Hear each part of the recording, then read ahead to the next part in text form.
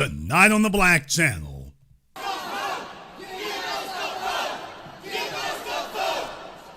It's not lift every voice and sing.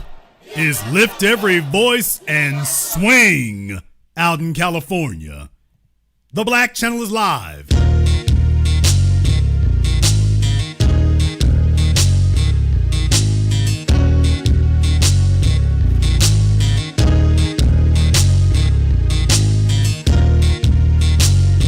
Unapologetic, unadulterated, and absolutely uncompromising.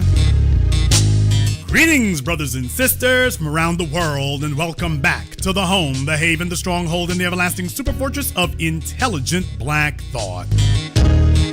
We are the Black Media, and this is the Black Channel. And I am your host, your brother, your humble servant, the voice of Black America, the Black Authority, broadcasting to you live from the only historically black college and university of higher education and learning in the cosmos. You are, of course, welcome to join us. And join us you shall, because on tonight's program here, to let you all know, we're going to be going in hot on this one here tonight. In case you're not aware, out there in California, folks are giving them the business, as of course they should be. As of course they should be. What they're finding out there is that Gavin Newsom is finding himself on the hot seat. And it kind of all comes together here. I guess it's a great thing. No wonder he was checking to see if he could run for president this year, because now all of a sudden he's finding himself in a situation where folks are saying, okay, now you're going to have to put some tangibles behind that talk. And what they're finding out here is that Gavin is the problem. From the Sacramento Bee, 2 bills meant to help repair harms committed against black Californians are facing headwinds in the waning days of the state's legislative session, including from Governor Gavin Newsom. The measures, Senate Bills 1331 and 1403, would create a new agency and also a fund to help implement policies recommended last year by a first-in-the-nation state task force on reparations. Senator Stephen Bradford of Gardenia, a member of the task force, wanted to bring up the bills on Wednesday, but they've stalled in the assembly.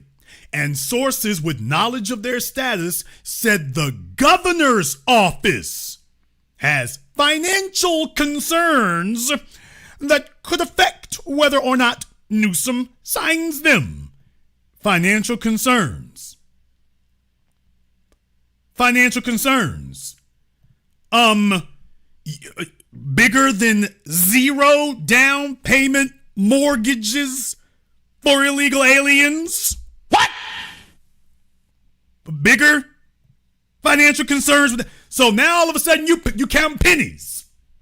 Now Gavin Newsom is like, wait, hold on a minute now. Wait. The illegals got to get theirs now. The illegals got to get theirs. So let me get this straight. You telling black folk that we got to wait because, nothing left for you, the illegals. We have fiscal austerity now, fiscal responsibility. Well, so the illegals, no responsibility required. So you want us to finance what you want to do for the non-citizens. That's what they're telling you. They want us to finance and pay for what they want to do for non-citizens. Now he's in the hot seat and he's on the spot. And now they're having to just come out and, well, we got to take care of the illegals, you know? So you sit back while we take care of them.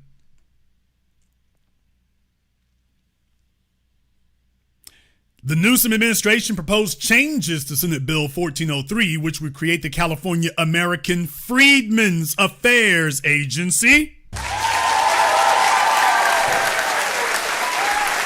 So that's what you call institutionalization. Creating an institution. And that's the kind of thing you want to see right there, is an institution. I have no problem with that whatsoever. The California American Freedmen Affairs Agency, according to 3 sources familiar with the proposal, the suggested amendments would have scrapped the creation of that agency, but would set aside $6 million. Now, understand that the suggested amendments, the Newsom administration proposed changes to Senate Bill 1403. The suggested amendments, changes, would have scrapped the creation of that agency. So we need to take care of the illegals. But first thing, we don't need an agency to set up for you all. No, we don't want that. It would have scrapped the creation of that agency, but would set aside $6 million for the California State University system to lead a study of reparations and recommend a process for determining someone's eligibility for them, the sources said. So once again, no institutionalization. Can we do, how about we give you a few $1 million for another study? Let's kick the can down the road. Now, for the illegals, nobody needs to have a study. Gavin Newsom is not demanding a study for non-citizens, folks who have trespassed and broken the law to even be here. And he's like, just open up them gateways, open up them dollars now. Let's take the money out of black folks' pockets and give it to the illegals. No study required. Hey, let's get illegals mortgages too. Let's make sure they got that. Now, while they're doing that for illegals, telling you and me, oh, by the way, no concrete action for you. We'll give $6 million to the University of California, but we need another study. You already did your studies. Yeah, we need another study to study the last study. We need another study in order to study the last study that we paid for with the last study. That's what they're reduced to saying to you now. So Gavin Newsom is basically throwing his political career away. I guess he figures if Kamala's going to go to the White House, and it's curtains for him. Bradford rejected the administration's proposed amendments and wants to move forward with the bill unchanged. Jerome Parra, a spokesperson for the lawmakers, said Friday evening Newsom's office declined to comment on the suggested changes. In other words, he's guilty. In other words, he's guilty as charged. Now he's getting quiet. The deadline to pass the bill in this legislative session is Saturday, today, at midnight. Assemblywoman Lori Wilson, a Sioux City Democrat and chair of the Legislative Black Caucus, said Thursday evening lawmakers were trying to confirm if they had enough votes for the measures. Quote, I have the votes unless someone on the floor is actively working against me, Bradford said Friday through a spokesperson. So California, which has bent over backwards and forwards for non-citizens, illegals, who they are criminals being here. They've broken the law to even be here. So the Democrats in their legislature, all the Democrats can agree, hey, resources for non-citizens. When we show up, all of a sudden they all get together on code. All of a sudden, they all get together on code. Now they're all on the same. When we show up, they suddenly get on the same page to say, oh, wait a minute, nothing for y'all. Vote blue, no matter who. Pay black or step the hell back. Goes on to say here that Newsom's office on Friday, yesterday, also declined to comment on concerns about the bill. Isn't the damn governor supposed to be talking day and night about this? But in June, he and lawmakers approved a state budget that closed a roughly $47 billion deficit. It included $12 million to help the state implement a series of reparations-related bills lawmakers hope will be signed this year. Now they're sitting up here balking on it. So that's what they've been trying to do. The strategy is it's an election year. The strategy is that it's an election year. It's an election year. And they want us to come show up for the Democrats. They've been holding out these carrots. Oh, don't worry, it's coming, it's coming. They figured that all of us are supposed to be watching Kamala and that we were just going to ignore whatever's happening in California, and that we're all going to say, well, I mean, the Democrats have betrayed us in California, but we got to stand up for them nationally. Got to stop Trump. Yeah, you know, them Democrats ain't no good, but we got to stop Trump, though. That's the game they want to play now.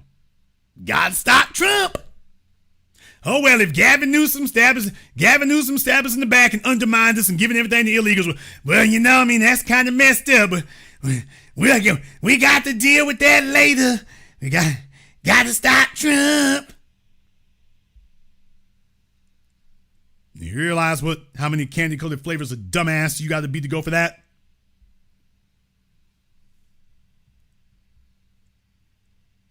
They go on to say here that so far the legislature has passed several bills that were on a priority list unveiled by the Legislative Black Caucus in January. The two pending bills were not on the list. There's the whole thing about it, which means they're nothing. Remember, they've been going around calling things reparations. Ooh, give more money to colleges. That's reparations. No, it isn't. No, it's not.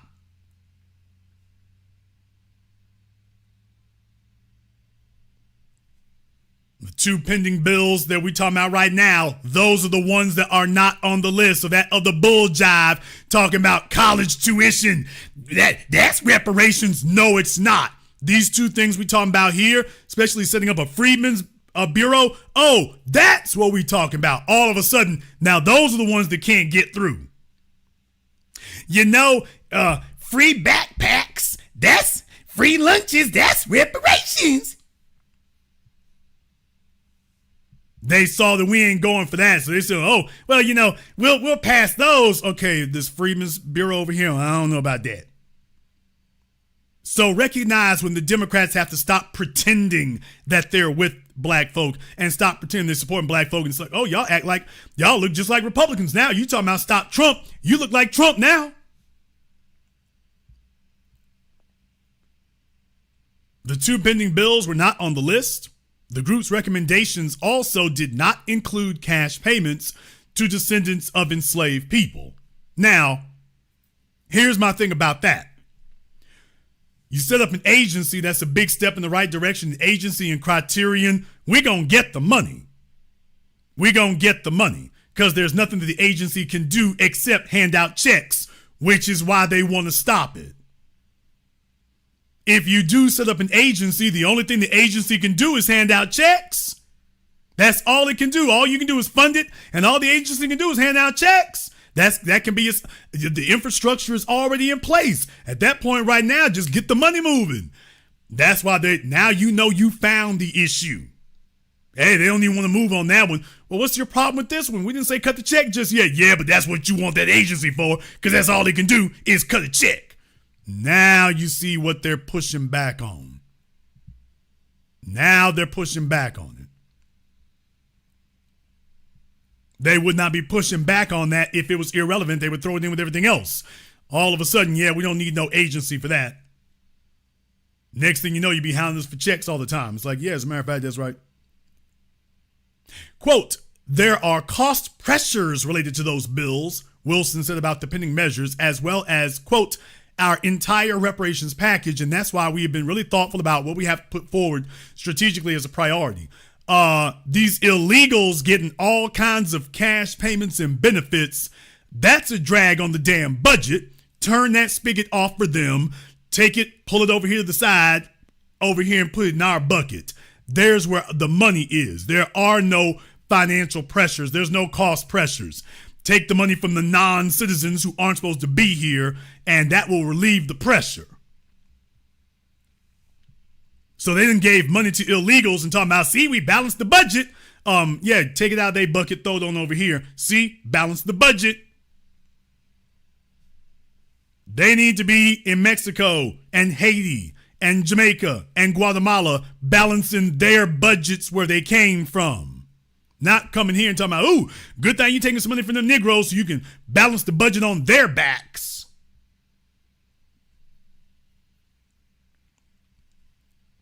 On Thursday, Department of Finance Director Joe Steppenshaw held a closed-door meeting with Bradford, Wilson, and staff. After the meeting, Steppenshaw and Bradford both declined to comment when approached by a reporter from the Sacramento Bee. Creating the California American Freedmen's Affairs Agency was one of the recommendations of the task force, which spent 2 years studying reparations and issued lengthy reports. The new agency's leader would be appointed by the governor.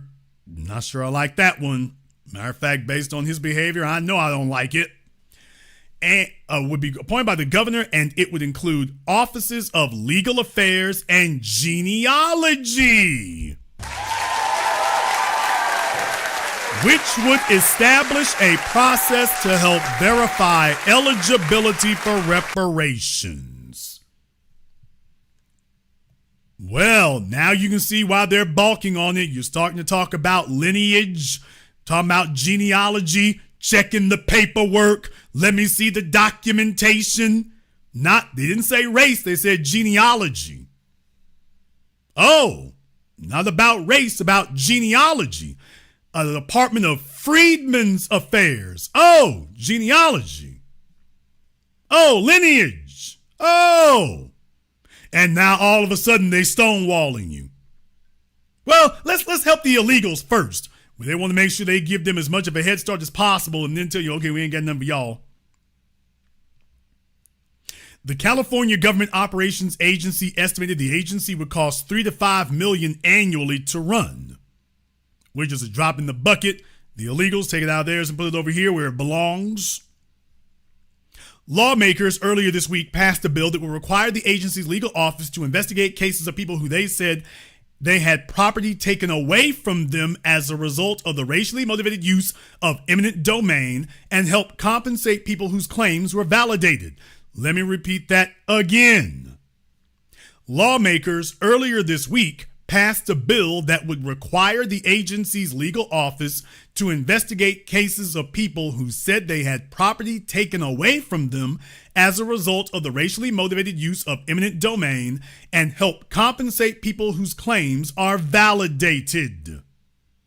Now, this has gone into what I always call reparations across the board. That when you switched up from chattel slavery and said, we're going to go steal property from you all. So when we were getting our feet up under us and they came along and stole that, it's like, oh, no, that goes into your reparations bill. That goes on your reparations tab with interest. So, yeah, you better believe there's a whole bunch of pushback on this. They go on to say here that they also approved a formal apology for the role state leaders played in supporting slavery and perpetuating other harms against black people that, if signed by the governor, would also lead to a plaque being placed in the Capitol. Folks, we ain't concerned about no plaques. Plaques, statues, all that, run the bread. Run the bread. The property you stole, move them papers back. Get them deeds back over here. El Segundo and all that Manhattan Beach, get them papers back over here. If you got about a century of appreciation and value, run my bread. Run that bread. Move that paper over here. We ain't worried about statues and plaques and apologies and all that. You can apologize at the damn bank. And deal with it, nigga. Run that check. We'll call that your apology. Run that paper. We'll call that your apology. We want a formal apology. Issue a formal check. I'll call that an apology. How about that one? Save your damn apology. Run that bread. Senate Bill 1331 would create a Reparations and Restorative Justice Fund to support policies approved by the legislature and the governor. Now, isn't that a radically different name from some of the garbage that you heard coming out of South Africa after apartheid? Nobody's talking about a Truth and Reconciliation Commission. I want the folks around the world to understand how we different. We're not asking for a Truth and Reconciliation Commission. We're not asking for a sing-along. We're not asking for none of that. We talking about reparations and restoration, not truth and reconciliation. Everything we talking about now is financial. They're like, damn, who woke them niggas up? All they talking about now, they rattling all the cages for the bread. All they talking about is money now. That's all they talking about. Well, this is different. This isn't like the civil rights generation and we shall overcome. And can we integrate? Black folk, we're not talking about integrating nothing now. It's like, hey, integrate that checkbook. They're like, damn, everything you talking about costs money. Yes, because everything you stole was money. This is radically different from what they heard us speak about before now. Everywhere they turn, money, money, money. The stuff they want to pass that we don't support and nobody's saying anything about, oh, that's not the financial thing. Oh, you're not going for tokenism and symbolism anymore. Everything y'all talking about got a dollar sign on it.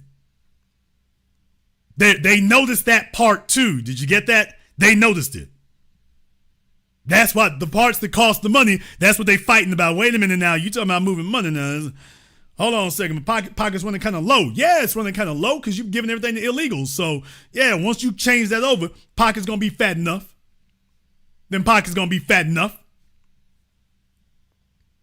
And by the way, you didn't require a study from them. University of California didn't have to study nothing. Y'all just open the damn books. We show up here and all of a sudden you telling us what you're not going to do.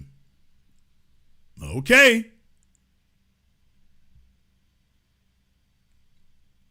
Senate Bill 1331 would create a Reparations and Restorative Justice Fund to support policies approved by the legislature and the governor, as if. The bill would allow the fund to receive money from federal and state sources and also from private donations and grants. You need to go door to door and all them folk who profiteered off of slavery. Yeah, your bill is here. Hey, your bill just showed up. Quote, regardless of the cost, the people deserve at least a vote. And if the governor wants to veto the bills, the governor should veto the bills. Now that's the way you do that. The problem is that did not come from a politician. That statement came from Chris Lodgson, a lead organizer with the Coalition for a Just and Equitable California, an organization that's advocated heavily for reparations policies. What he's saying is that Governor Newsom and the Democrat legislation needs to be called out on the carpet, and you can't blame Republicans if this doesn't pass. If they gonna vote against it, then the governor and the Democrat legislature gonna have to come out and say, no, we're not gonna back it. You can't blame Trump. You can't blame Republicans. You can't blame Fox News. You can't blame any of them. If you're going to turn this down, you gonna have to do it with your own hands. You won't be able to hide behind anybody else. And Gavin Newsom does not want that because he understands that if he comes out and if you force him to make a decision and he votes the wrong way, there go his presidential aspirations. There they go, up in smoke. He's sitting up here deluding himself that he's going to get to run for president one day. He's watching his presidential aspirations go up in flames tonight. And he knows it. This wasn't supposed to get this much attention. This wasn't supposed to get this much publicity. This wasn't supposed to get this many eyes on it. And everybody's supposed to be watching Kamala Harris. And then they woke up, by the way, hey, Gavin, what the hell you doing over there? Like, don't you want to watch Kamala? I ain't worried about that right now. Hey, you got to build a sign of law, don't you? Well, you see, it's tough times here in California. It's about to get tougher for your ass. about to get tougher. Even if he thinks that Kamala will lose and he gonna hang out till 2028, that ain't gonna work for you neither. If she wins, you're toast. And if she loses, you ain't gonna slither your ass back up in here in 4 years talking about, hey, boo. It's kind of messed up there before. I did the best I could, but we running for president now and gotta stop Vance. What? Hey, we gotta stop Vance. You know how it is. You know how it is, brothers. Trump's not running, but, we got to stop Vance now. You don't want anything. Can't let Vance get up in here, can we? Trump's gone, but we got to stop Vance now,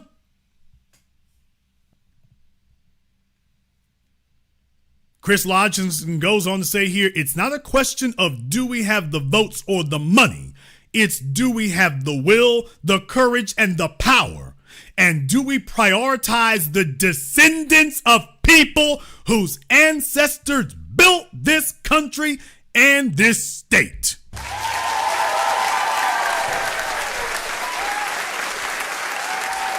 This is in the Sacramento Bee. And this is what they're reporting up one side and down the other.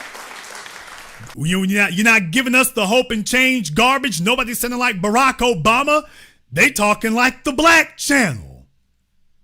For those of you who wondered if all these years of constant pressure and attention and hammering home the message and the narrative, if you ever questioned, was it making progress? By the way, no less than the Sacramento Bee. Next up, Los Angeles Times. They sound like the Black Channel.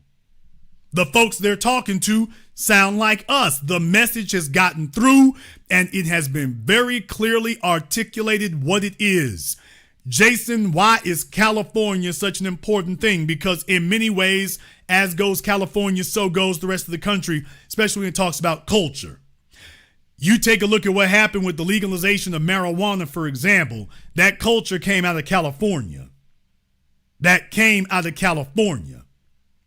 And when you see these things occur in other places, you watch those other places out there with proximity, and then it starts moving its way east. Black folk already have tremendous numbers in the Deep South who were the major culprits, but far from the only culprits. Need I remind you of the words of our immortal ancestor, Dr. John Henry Clark? In case you all did not know or were not aware, your books have miseducated you for the ones that even still talk about slavery. Remember, New York was the capital of slavery in America. What? There's a reason you have stocks and bonds in Wall Street. New York and the North would love to make you concentrate on the southern states, but remember the ships that went to Africa, for the ones that actually had to go, well, those were built in the New England states. Remember, those ships were not built in the southern states. Those were built in the New England states. The shipbuilding was going on up there. They would love to make you believe that, oh, well, they outlawed slavery. Actually, they just diminished it. Well, they were the chief slavery profiteers, and it was only after they started migrating out of the slave trade, although still continued to make money off of it, when the epicenter of it moved to the south so they could clean up their hands in the north. Okay, these guys already made their damn money. But please remember, the economic facilitation and the physical facilitation by way of making the slave ships, slavery was a New England business, in the words of Dr. John Henry Clark. Please never forget that slavery was a New England business. The South profited off of slavery later. By the way, we can go back even further than that, because when you all think about the South and slavery, you think about cotton, but remember the original cash crop was tobacco. Damn! When you go back to the colonies, remember that was up further north. The original cash crop was tobacco. Cotton becomes king later. I'm just giving you all a refresher course on this night so that you can remember what we did. Tobacco wasn't really the crop of the deep south. Cotton comes up down there. Tobacco, that was further north. That was further north. Not the deep southern states that folks think about. Cotton becomes king later. Tobacco runs the yard. Tobacco runs the yard. They don't teach them about that.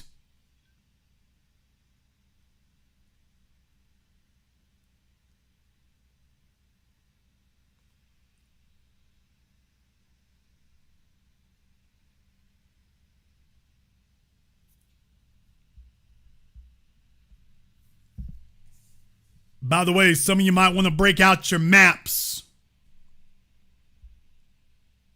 I'm not going to stop tonight to go into that there, but for any Negroes who want to try to dispute these things, by the way, y'all need to break out your maps about the states that they grew tobacco in. If you stop at Virginia, if you stop going north, by the time you get to Virginia, you say, okay, let's stop there. If you stop there, then you're very ignorant and don't understand your history. So you got Google is your friend. It's amazing. It's 21st century. If you want to know why we don't get some things done, it's because some of the know-nothings and the lead pipe babies. I don't really know what's going on. I read somewhere. Okay. We don't have time to stop for you here. We don't have time to stop for you. Somebody, it's just Virginia. We don't have time to stop for the crackheads. Come on. Google's your friend, or in your case, is your mortal enemy. But if anybody would actually like to learn something, if anybody actually wants to learn something, Google is there. By the way, it's just for spits and giggles. Just thought I would go ahead and mention that to you. That, by the way, if you think that the Confederate States were the only place, the Deep South didn't have nothing to do with it. Confederate States there, if that's where your knowledge stops, then yeah.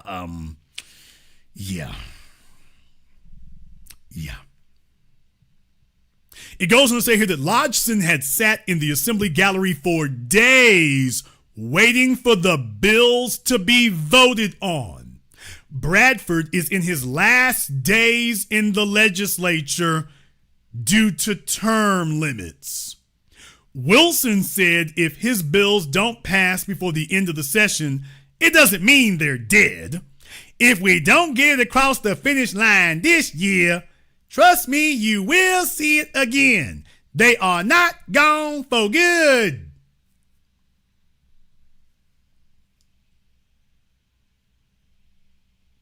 So in other words, they want to get Kamala across the finish line for this election. That's what they're saying now.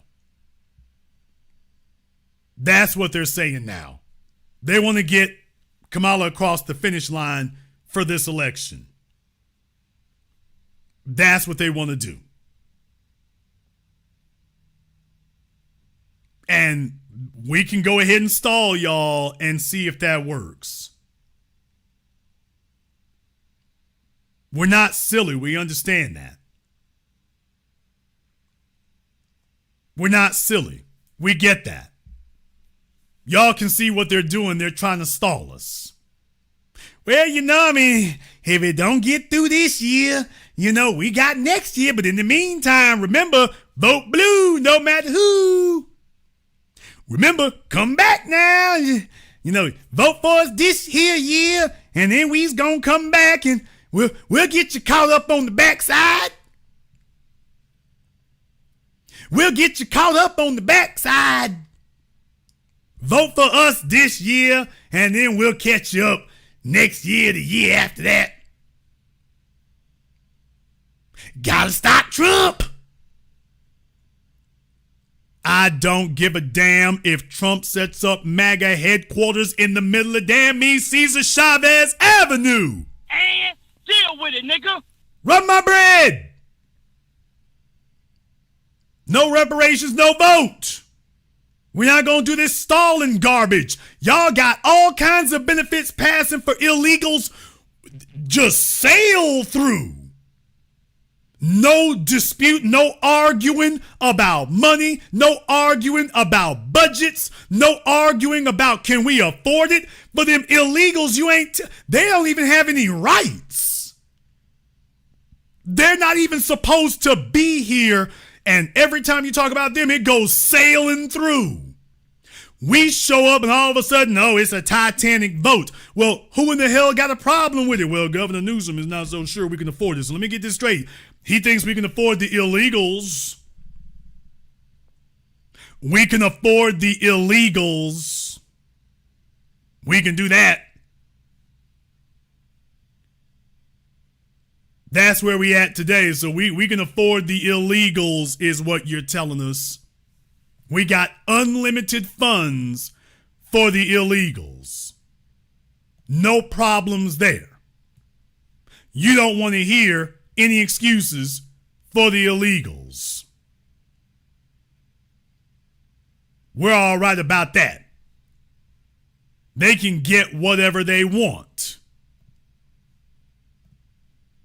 Isn't that amazing how the legislature is all on code for them? They be passing bills, passing stuff for them. No argument, no budget fights, no in it. They passing so many bills and so many laws for illegals to give them direct funding and direct checks. And we don't even hear about it. There's the whole point is, by the way, we're not even hearing about these things. They're passing them so quick and so smoothly that we don't even hear that there was even a bill. I mean, they run them damn things through butter slick. You and me show up and all of a sudden, oh, wait a minute, man. We got to count the budget.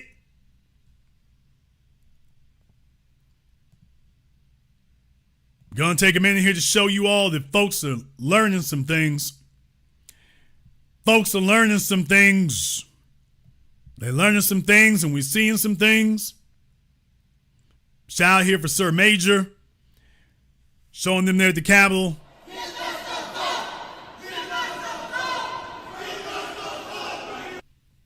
Okay, they in the hot seat. Well, this is a hell of a time during an election year. Hell of a time to put attention on you.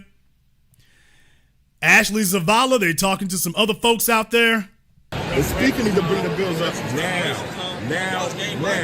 These are their bills. They have their names on the bills. They killing their own bills because they scared of the government. Now, listen, they gonna see this and they gonna get mad at us. They killing their own bills, then they gonna get mad at us. They killing their own bills because they scared of the government. Okay? We don't care. We need to bring the goddamn bills up now. The governor needs to understand that the world is watching California, and this is going to have a direct impact on your friend Kamala Harris, who's running for president. This is going to have a direct impact. So pull up the bills now, vote on them, and sign them. We have the votes. We've been waiting for over 400 years. The speaker needs to bring the bills up. Not as easy as it used to be.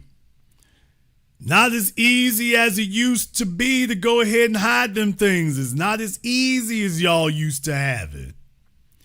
Like, I'll be damned. Why y'all have to show up and start talking now? They're like, oh, y'all is inconvenient. Y'all are being very inconvenient. Why do you got to talk about it now? It's very inconvenient. We got an election year. No, you got an election year. B. Rana here, and here's another video. The process. You don't vote just to vote. You vote because you're getting something or your community is getting something. So everybody that's telling you that, man, look at them and say, what are you getting?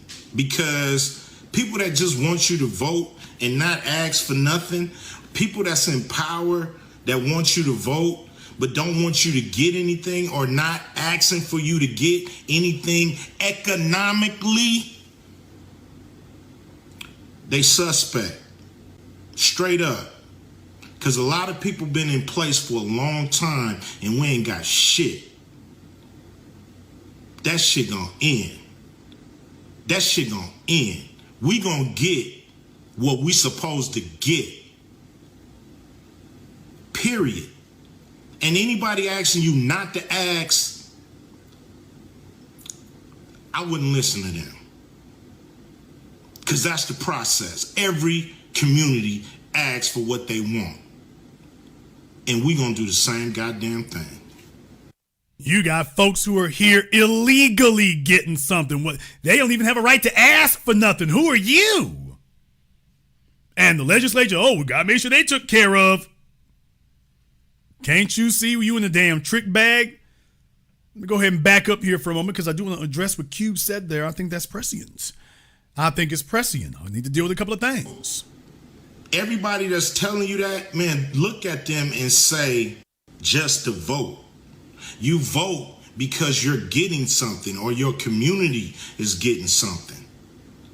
So everybody that's telling you that, man, look at them and say, what are you getting? Because and let me go ahead and remind everybody here. Understand the folks who are out front. Understand the folks who are out front. Understand the folks who are front line on this. Where's your old clergy? What? Show me where the old clergy is. Where are they? Show me where your old preachers are at. If you can get them to stop chasing hoes on OnlyFans. damn, Tell me where the old church folk are at. Where's Reverend Barber? The old clergy, the old civil rights folk. When you talk about when Cube asked them, hey, what are you getting? Man, look here, they as far as they're concerned, they got theirs. As far as they're concerned, they got theirs. I want y'all to understand this. For those of you who don't get around, you don't see places like that, I want y'all to understand I've been all up and down Crenshaw, all up and down Slauson. And I gotta call it for what it is for a moment here. I ain't speaking out of turn. I'm not talking out of school. I gotta tell the truth about it. When you go up and down Slauson and up and down Crenshaw, it's a bunch of old niggas. All right, time for me to get in trouble tonight. Decades old with their little old brick houses and they go out cutting little old grass and whatnot. I got to say it. For those of you who may not get around like that and see it like that, by the way, up and down them places, I got it on video. I'm not telling you what somebody else told me. I'm telling you what you can see all over the place. They building the subway through there. I'm like, okay, but when you turn right off of Crenshaw, black neighborhoods with a bunch of old folk, been there since the 60s and the 70s, telling you vote for Kamala.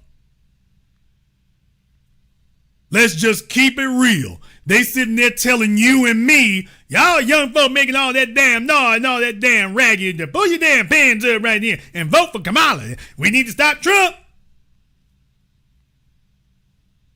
You ain't getting a damn thing. I need to remind y'all, there are videos showing the California freeways back in the late 60s and early 70s. When you take a look at traffic on the California freeways back then, man, it looked like Shreveport, Louisiana. I sat there looking at, I'm like, wow, it's not all traffic jammed up. And then they had the Hollywood stars back there. Then I was like, damn, I bet you LA was popping back then. You could actually get around? It wasn't a log jam everywhere? I'm like, I bet you that place was slamming back then. And it was. Housing values were actually reasonable and sane. Okay, them old niggas, they got theirs. Now, let me go ahead and say this next part, just in case folks think I'm trying to be difficult. Yes, I know a bunch of them came from the South. damn. Yeah, I know. Yeah, I'm keeping it real. I'm keeping it balanced. They didn't come from Mars. It wasn't a bunch of magical Negroes who just, came up out of a cave somewhere out there. Yes, most of them came from the South. Yes, up there in Chicago and Illinois. Yeah, a bunch of us came from the South and came up there. They left the South and went out to California, got the sun and the fun, and saw the bikinis. And next thing you know, they kind of lost their minds. Let me get this house over here. Let me get this car over here. And this last time you seen them. So yes, I'm going. Let me go ahead. I'm not going to be negligent and not point that out. They left us out and said, damn, this ain't nothing like that Louisiana summer down here. Hey, they got the beach. It don't look like shrimp. Okay, well, all right. Let me get this house over here. Let me get this job over here. Next thing you know, 4 decades, 5 decades later, now they sitting up here telling the children and the grandchildren what they don't need. Hell no, you don't need it. You already got yours. Yeah, it's real easy for you to tell the kids and the grandkids what they don't need. You already got yours. Ain't nobody hitting you up for $1 million for a house. Ain't nobody hitting up these old folks on Slauson and Crenshaw for $1 million for a house. They ain't hitting them up for $500,000. They got theirs. So as far as they're concerned, they want black folk who are 25 and 30 years old to be voting for prescription drugs. Nigga, please. They are literally telling you and me we need to vote for the Democrats so we can get some diabetes medication. You know they can lower that price down to $35. You ain't got an apartment, and the old folks on Crenshaw telling you, if you vote for Kamala, we're going to bring prescription drug prices down. My arthritis be messing up. Talking to young folks that you know damn well what they don't have. Gasoline $5 and $6 a gallon. Talking to folks here who can't afford to live, and you get them diabetes right there. Hey, they're gonna have high blood pressure and the rest of them niggas. If you ain't got health, you ain't got wealth. Health is wealth. You know what else is health too? Shelter, old nigga. Yeah, it's real easy for them to sit up here and tell you what you don't need. They already got all the rest of that. Look, let me go ahead and hit this side issue right quick, y'all. Let me do this right quick. Let me touch on this. I'll get back on the subject in just a moment. You gotta let me run for a minute. I gotta run for a minute. It's real easy for a bunch of old niggas to tell you what you don't need. They were already on the beach. They were already at the clubs. They've already done did that. Their knees done gave out. Their hips done went out on them. They've already done that. You can't sell them on going to the beach today. It's your turn to go, and they don't give a damn what you don't have. You can't sell them. Even for me as a tourist, I'm a damn tourist. I'm not from California. I got a couple kinfolk out there. That's about it. But when I go to California, when I go to Los Angeles, when I go dipping through, I try to stay away from San Francisco, no offense. Oakland, Berkeley, cool, fine. But San Francisco's, we're working on it. Sacramento, Stockton. Dip my head through every once in a while, but LA is the spot. I can't lie to you. Slightly partial. San Diego might make an impression on me at some point, but LA is really the spot. Just truth be told, LA is the spot. And I'm like, the old niggas ain't down there. It's a bunch of young folk working in downtown Los Angeles. It's a bunch of young black people there working at the Denny's and working across the street at the strip mall. It's a bunch of young folk there.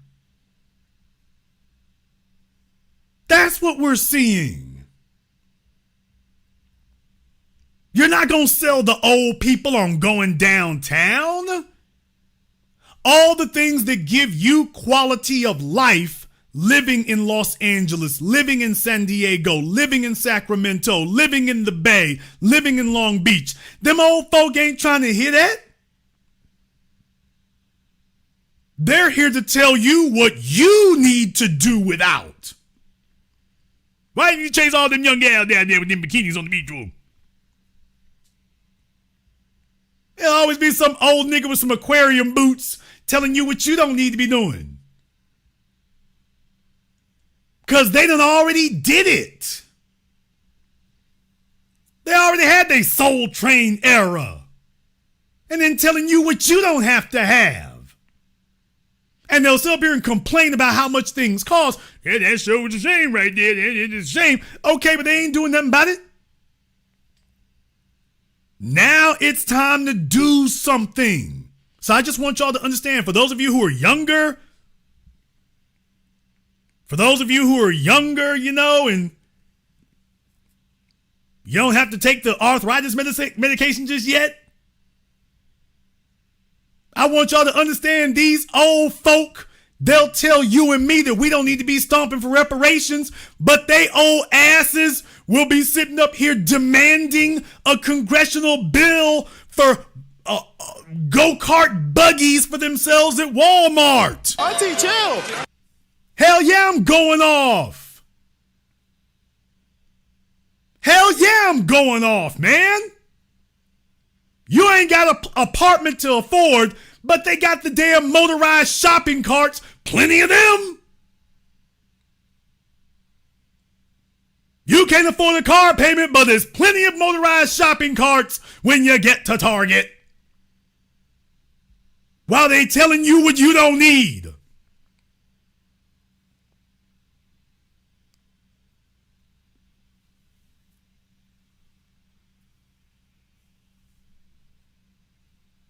I need y'all to wake up and understand when you hear somebody arguing against that. By the way, check the paperwork. It's like, man, what the hell going on? What the hell is going on? He got his. All he wants is a peaceful death. He just wants to know that there's somebody to change the sheets at that hotel. He don't give a damn if they're all illegals. That's your uncle. That's your daddy. That's your granddaddy. They don't give a damn if it's displacing you. He doesn't have any answers. They didn't build anything for you, and they're not passing anything on. So the folks you're going to hear arguing about that and telling you we need to vote and not expect anything, Roland Martin and all the old washed up niggas, they're real quick to tell you and me, support the Democrats and don't expect nothing. And it's crazy.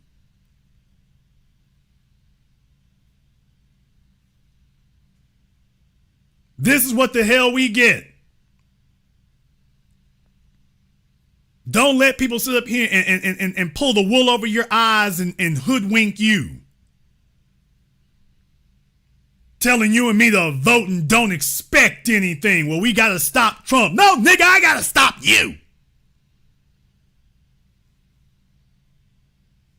On account of the fact you sitting up here playing mind games with people. If we vote, we need to get something. Well, don't worry, they'll get us next time. Nigga, you've been saying that forever. I need to remind you all, the civil rights niggas got something. And deal with it, nigga. The old civil rights niggas got something, y'all. They didn't have factory jobs and plant jobs. Turned up out there in the streets, they got their factory jobs. They got their plant jobs. White flight. White flight was white people giving up their houses. We ain't got nobody giving up houses for us today. You paying $500,000 for a shack in San Francisco. Probably $1 million. You paying $1 million for a shed and $2 million for a shack. The white folk got up and left their houses. They left infrastructure. And then they moved in and telling you and me about what we don't need today. Now that they gobbled it all up. Yes, and now they're old and getting their pensions and whatnot, and they're completely stable and telling you and me to vote blue no matter who. And no matter what. But they're not offering us anything. They gonna stop Trump. What is Trump doing to your old geriatric Metamucil chugging ass? What has Trump done to you? And what has Kamala done for you? These old niggas can sit up here and treat all this like a football game. I've told you about this for decades. They can treat it like a football game. Like the Saints versus the 49ers. They can treat it like that. This is all amusement to them. This is your real damn life. This isn't amusement to you. This isn't entertainment to you. This is life and death. Skid Row is full of black folk. All up and down the number streets out there as you come into downtown Los Angeles. Skid Row is full of black folk. Got that on video too. While the old niggas with their houses, meanwhile their sons and their granddaughters are down there on Skid Row. While they're telling you, vote and don't expect anything. Well, they was in the streets and they expected something. And they got it. They got theirs. Even if it was white folks' old houses and white folks' old schools and white folks' old businesses, they got tangibles. Now it's your turn, and all of a sudden the old niggas are betraying the children, the grandchildren. You just vote, you don't need nothing. Don't worry, Jesus will make a way. You just vote for Kamala Harris. Wait a minute now. Are you saying Jesus sent Kamala Harris? Is that what you're trying to tell me? Jesus gonna make a way, and if I vote for Kamala Harris, that's part of Jesus' plan.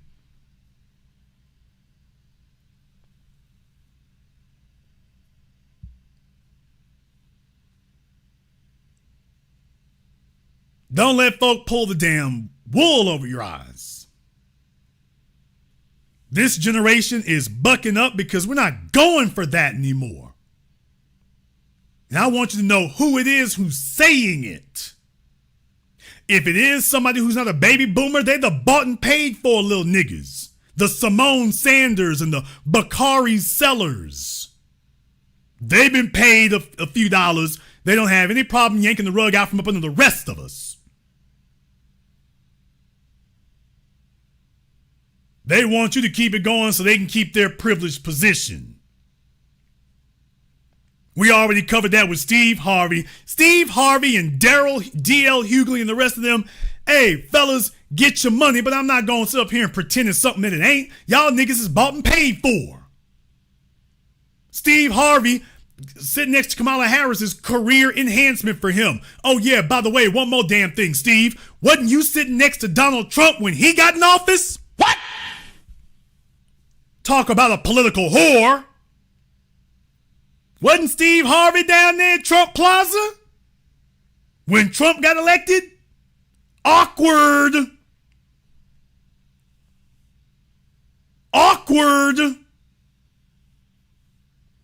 Yeah, so when Trump got elected, he down there kicking in with Trump. Here comes Kamala Harris. I guess the check from Trump didn't clear this time, so now he's stomping for Kamala Harris? And we supposed to follow him?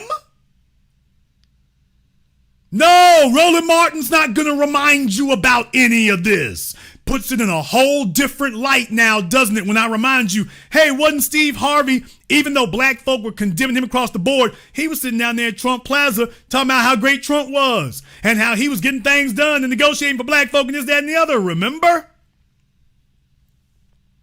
Now, all of a sudden, he done flipped and turned to a new nigga. He will say whatever it takes to keep a spotlight on him because that's career advancement for him and career enhancement for him. This is not no career enhancement for any of us. We live in the real world. That's where we at. This is not a game to us. We're not chasing a record deal or a movie contract. This is life and death.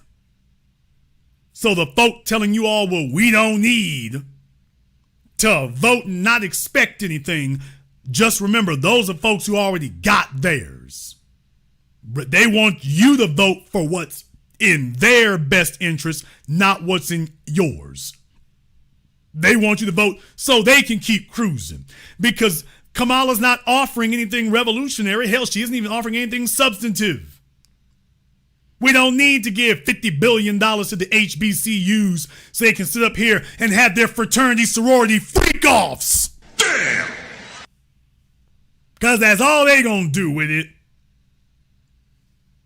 How many of y'all think that Howard is gonna turn into Harvard? That's what I want to find out.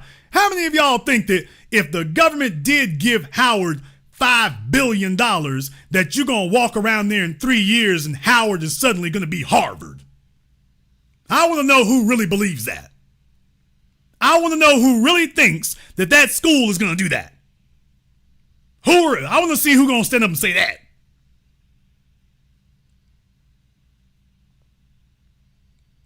How many of you think they're going to tell the boys they're going to tell the girls at Morehouse, take off their combat boots if you give them a couple $1 billion?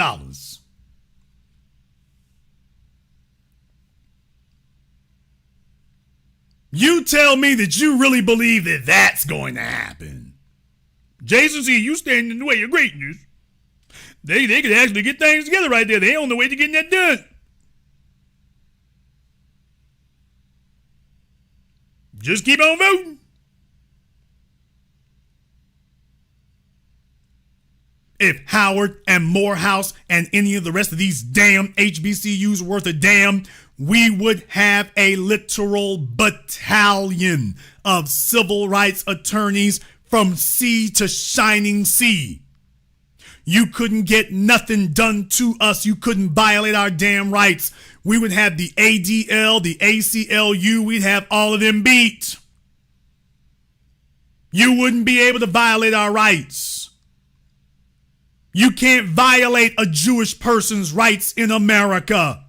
Their people after World War II went heavy off in the law, their schools, their institutions, and that includes Columbia.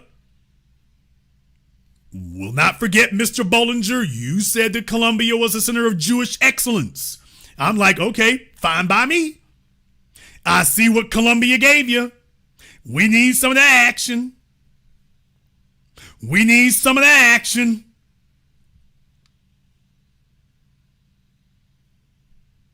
If the HBCUs were worth a damn, explain to me why it is that we do not have a battalion of civil rights attorneys. We sitting up here looking at damn me, bedwenching ass Kristen Clark, who all her job is to do is to tell us, well, we're investigating, indicts nobody, convicts nobody, we're investigating.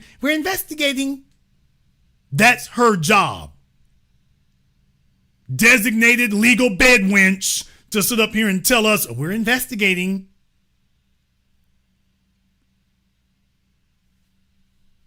We're investigating.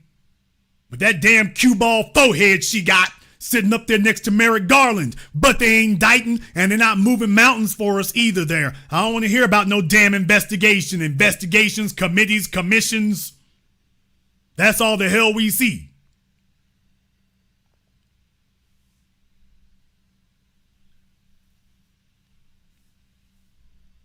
No, that's why we going hard on that.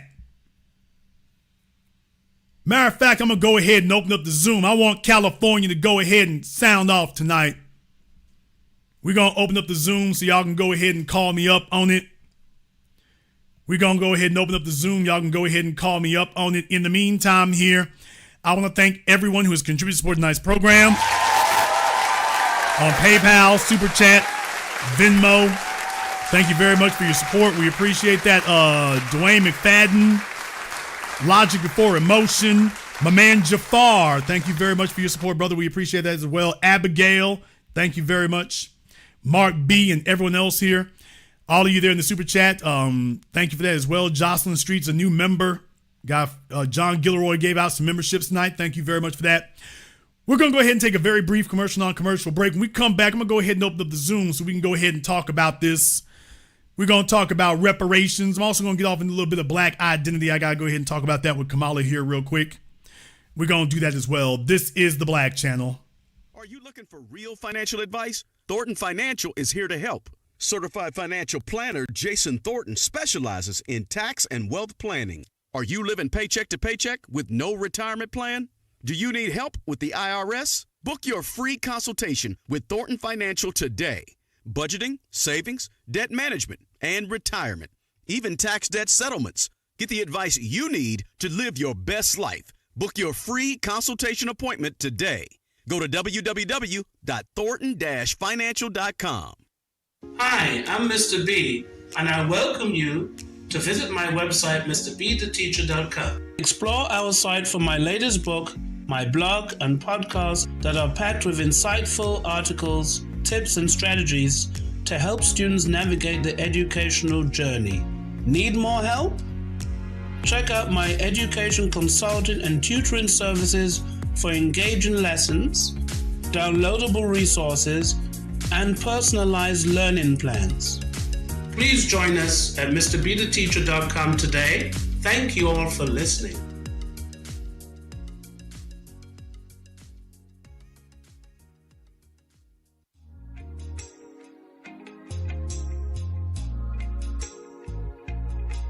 Order yours today to experience all the benefits of Ash Kickin' Body Butter. With skin so smooth and soft, you'll thank us for it. Shop Ash Kickin' online. That's ASHKICKIN.com.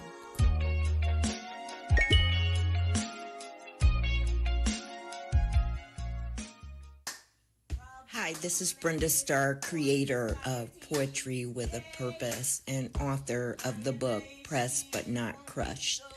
Pressed But Not Crushed is an anthology of political poems that address current and historical issues in American descendants of slave population and African American population. The book describes slaveries and its residuals, Jim Crow segregation, social depredation, and other relevant issues to American descendants of slaves and African Americans, including the current political climate that does not address our issues.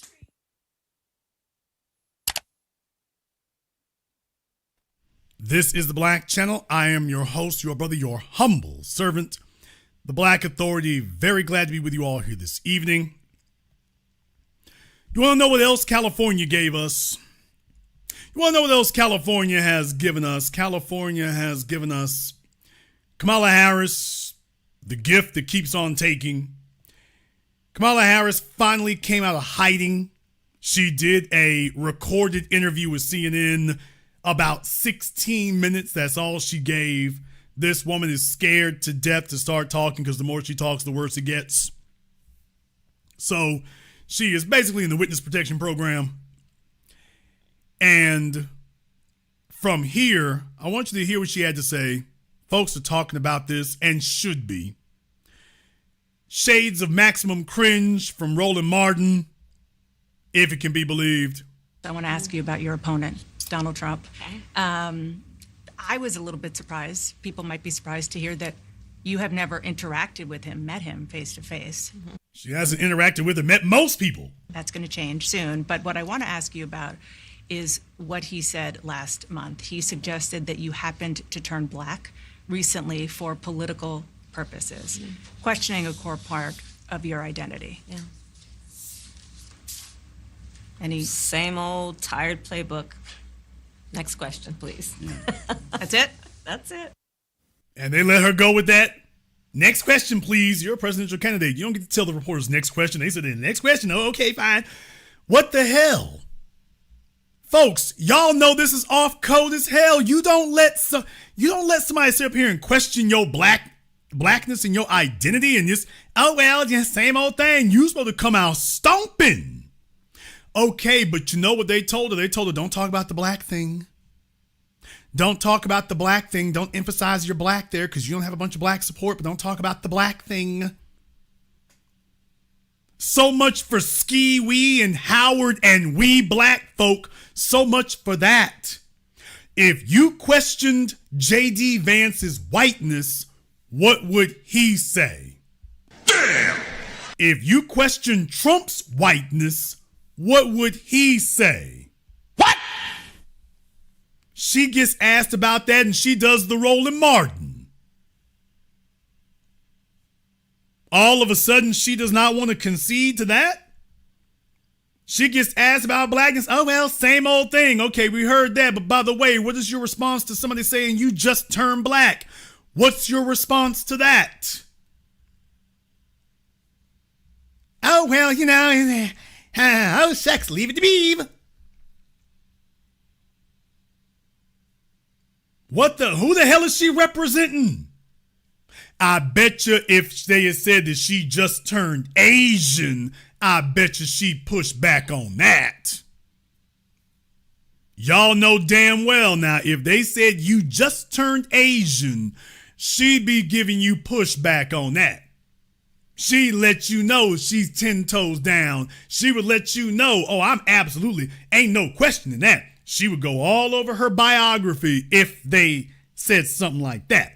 Comes to black folk, well, you know, and then she's sitting here grinning. Heifer, what the hell you grinning at? That wasn't funny. That wasn't a punchline. This man sitting up here questioning your black credentials. You supposed to be, oh, wait a minute, let me take my earrings out.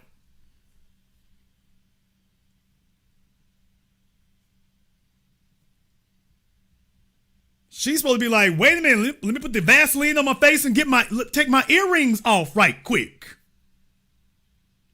That's not a laugh line. That wasn't a punch line. Who the hell you standing up for? So she's letting you know that everything I told you all these months is true. They've told her, stay away from the black thing altogether. Don't talk about being black. Stay away from that. This interview coming up, stay away from that. Stay away from that altogether. Just talk about joy and love and apple pie and football games. Don't talk about that. Stay off of that altogether. If they ask you about it, oh, well. And then the reporter goes along with it. We don't have a news media anymore. It's just propaganda. You ain't got that. But regardless, she should be ashamed of that. That was a pitiful, pathetic, shameful answer. That was shameful. Somebody sits up here and downplays your black credentials and whatnot, and you can't come right out and say, it's like, okay, let me go ahead and set you straight about that. What happened to Miss Prosecuting Attorney? What happened to that? She had an opportunity to stand up as a black person, and she let you know, yeah, everything Jason Black said about that is true. Yeah, everything Jason Black said about that, about me in that regard, yeah, it's all true. Yep.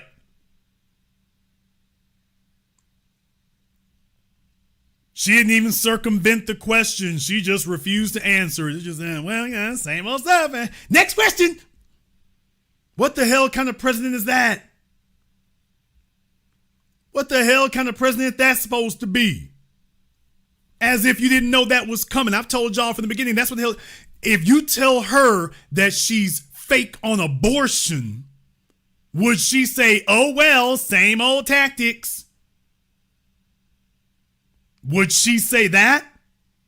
If you told her that she was a fake feminist, would she say, oh, well, same old tire tactic? Would she say that? Would that be her response? The response she just gave, oh, well, same old tire tactics. Next question.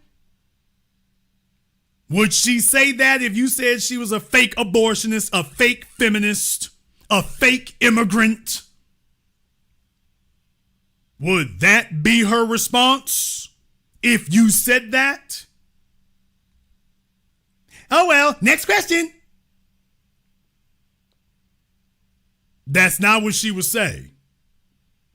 She'd say something totally different. Damn right, and if she was one of us, there ain't no way in the hell that would have gone over like that. Because we are calibrated to put blackness in its proper focus and its context whenever it is raised. It is not something that we run away from. It is something that we stand on. We don't have to run to it, and we damn sure ain't gonna run away from it. We gonna stand on it. But it isn't in her to stand on it. She isn't even speaking as an advocate because she isn't. Because the truth of the matter is she doesn't know what to say. She's not defending blackness because she doesn't know how. She's completely divorced from it. She doesn't know how to defend it. She knows how to defend being Asian. She wouldn't know what to say. And even if she started saying it, she wouldn't have confidence in it. You see, in order to defend your black identity, you've got to be confident in that identity. You have to know who you are. You can't just blurt out a few names that you read from a history book and Ida B. Wells and Carter G. Woodson and think that's going to get it. You have to tell us what the parallels are between you and Ida B. Wells. She can't do that. Between you and Mary McLeod Bethune, she can't do that. Between you and Sojourner Truth, she can't do that. She cannot put her blackness in its proper context. Which is why she don't want to talk about it. She doesn't want to get into a discussion of that because then she has to explain to you how she sees herself in that context. And all she can sit there and say to tell us the damn freedom story. And she knows nobody wants to hear that garbage anymore. Nobody believes it and nobody wants to hear it. So the only thing she can do now is give you the freedom story for the millionth damn time.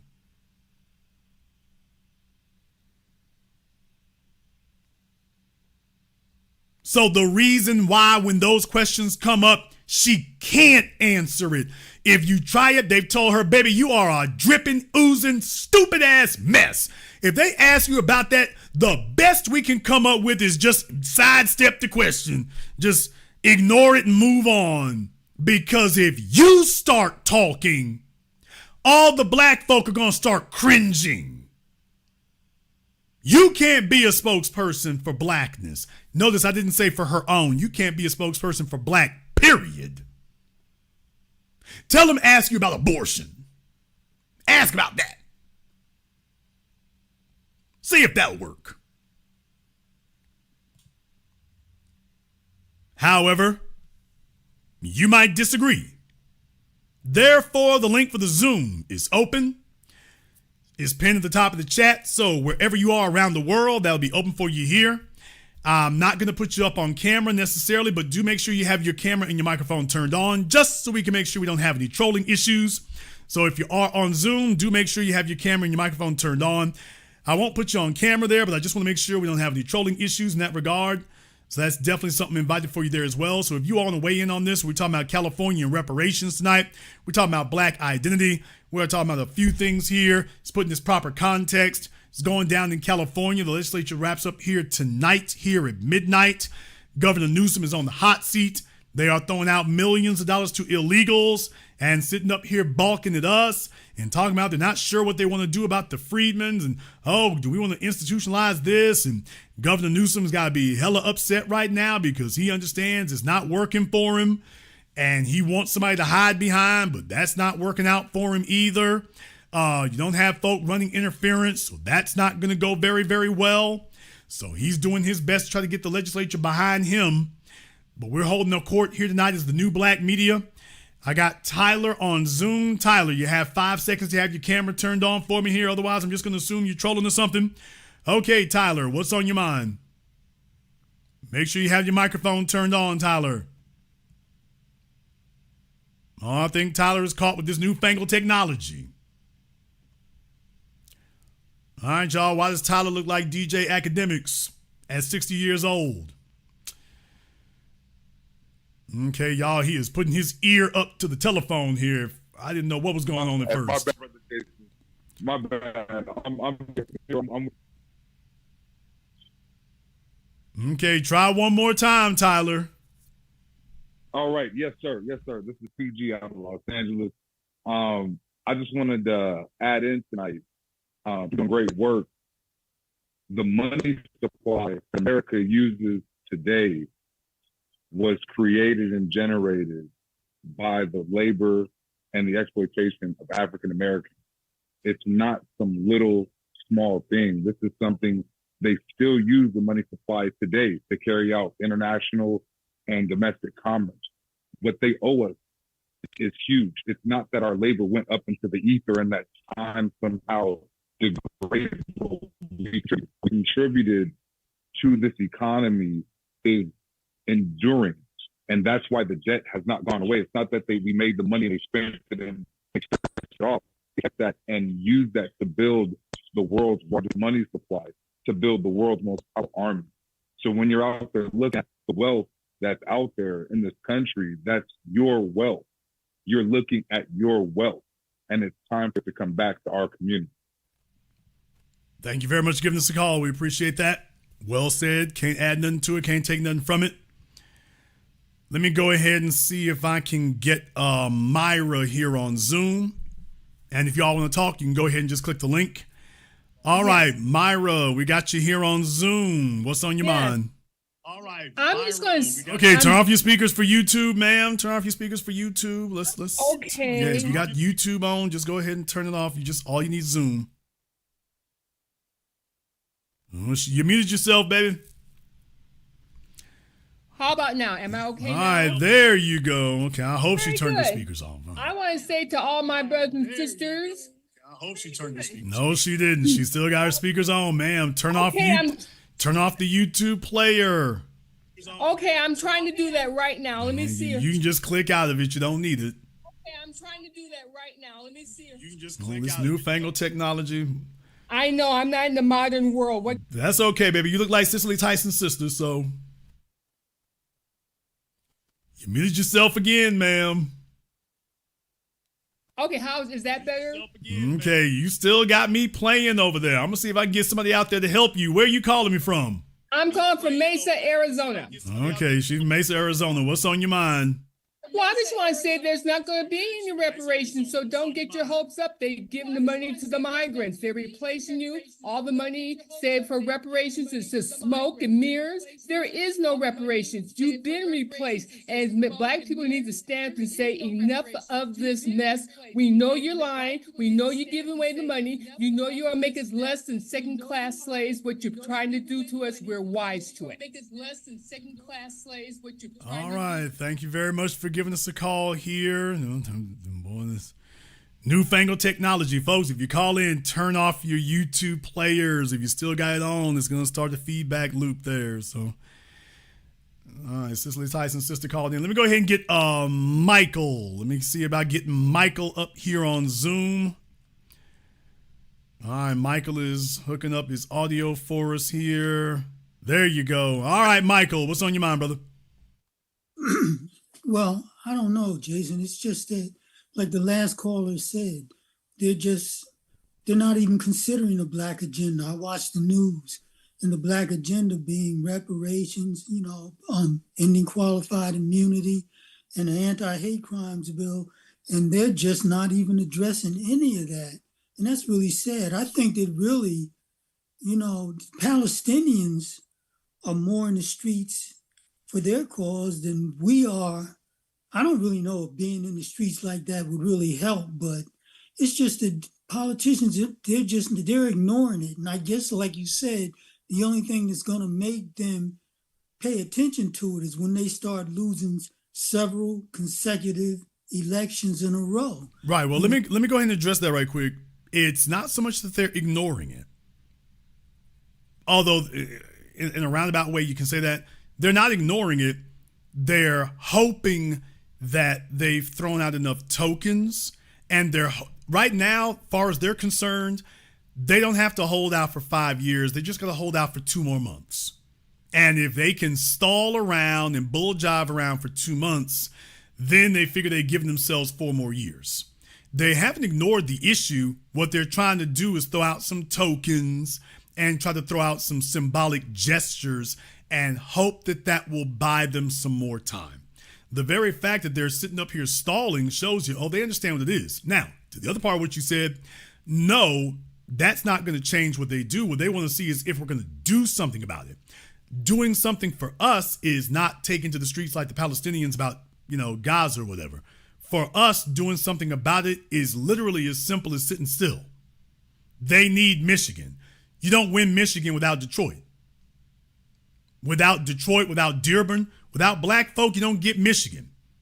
Don't let them fool y'all with all this talk about Palestinians and this, that, and the other. When they talk about Muslims in Michigan, they talking about us. You don't win Michigan without us. Georgia, that's us all day.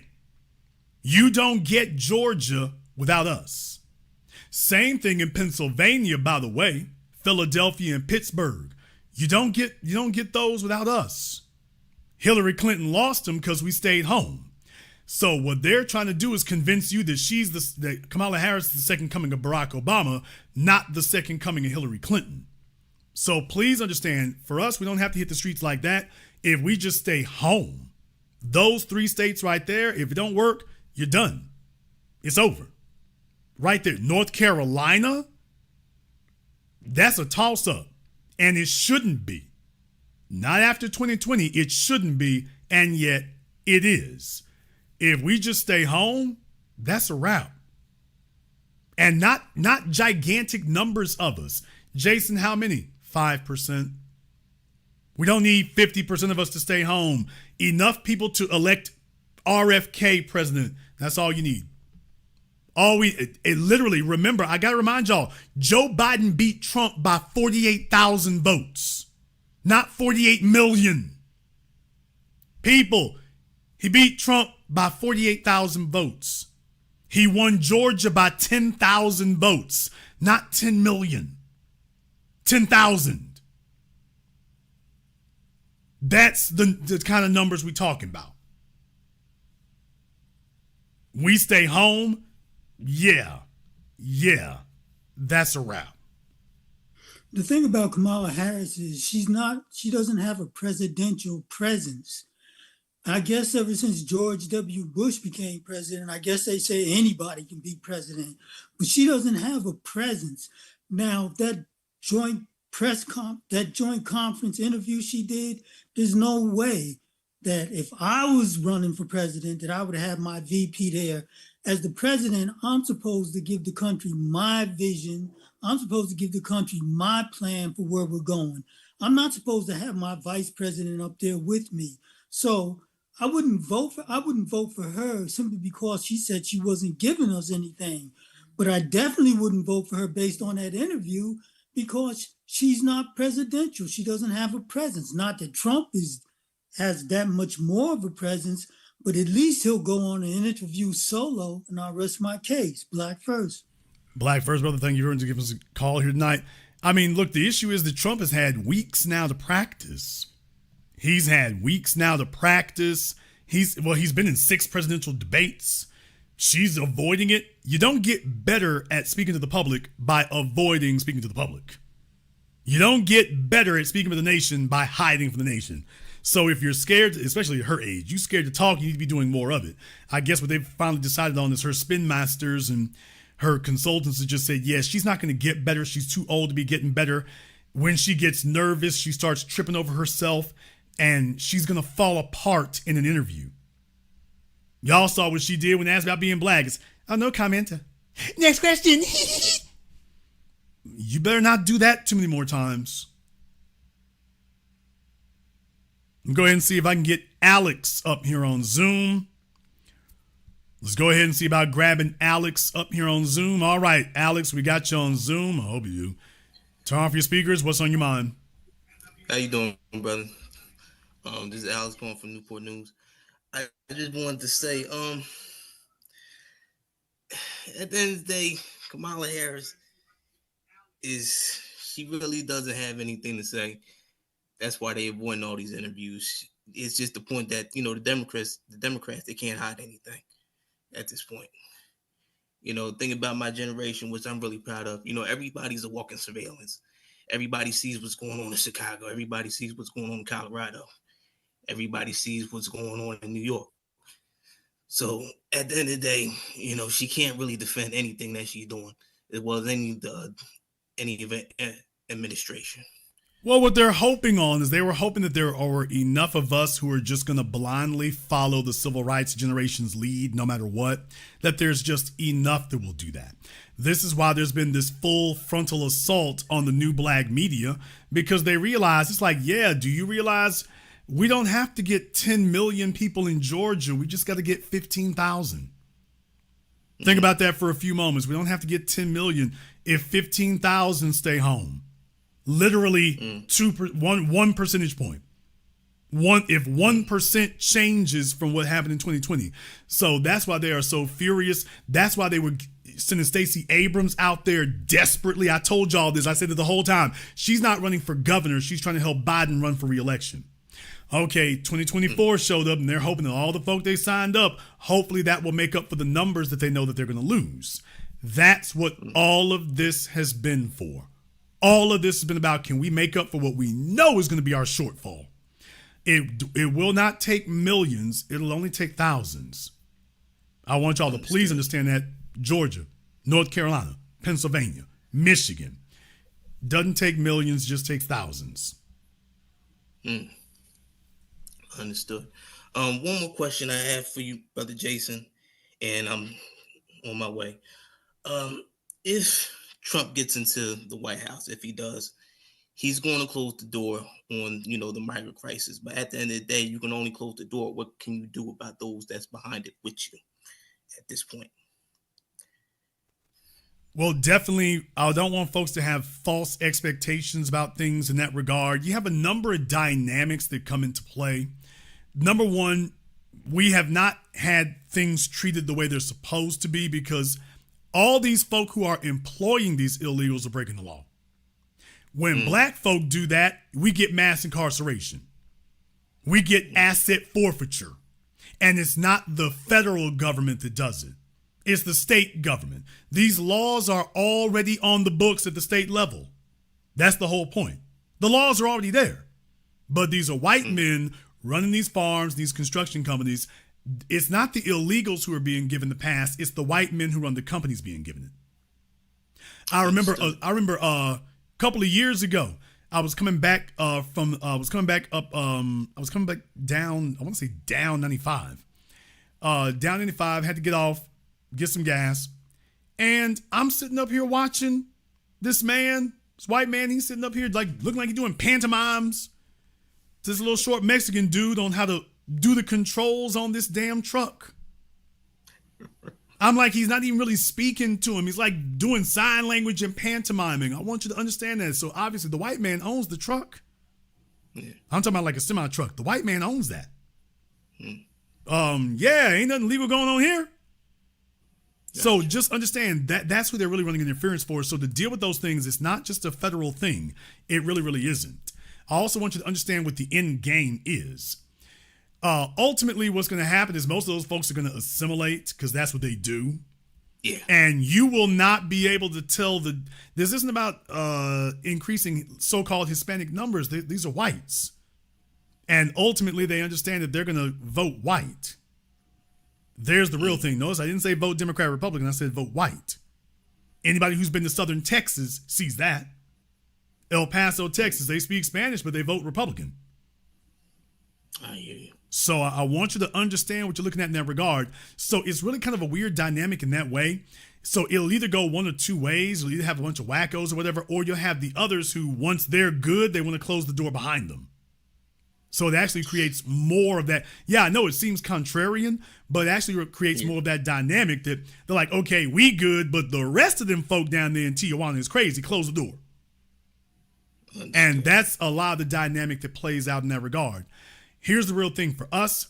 The whole thing is that we are not in favor of any policy that doesn't serve us. We're against this policy over here because this undermines us.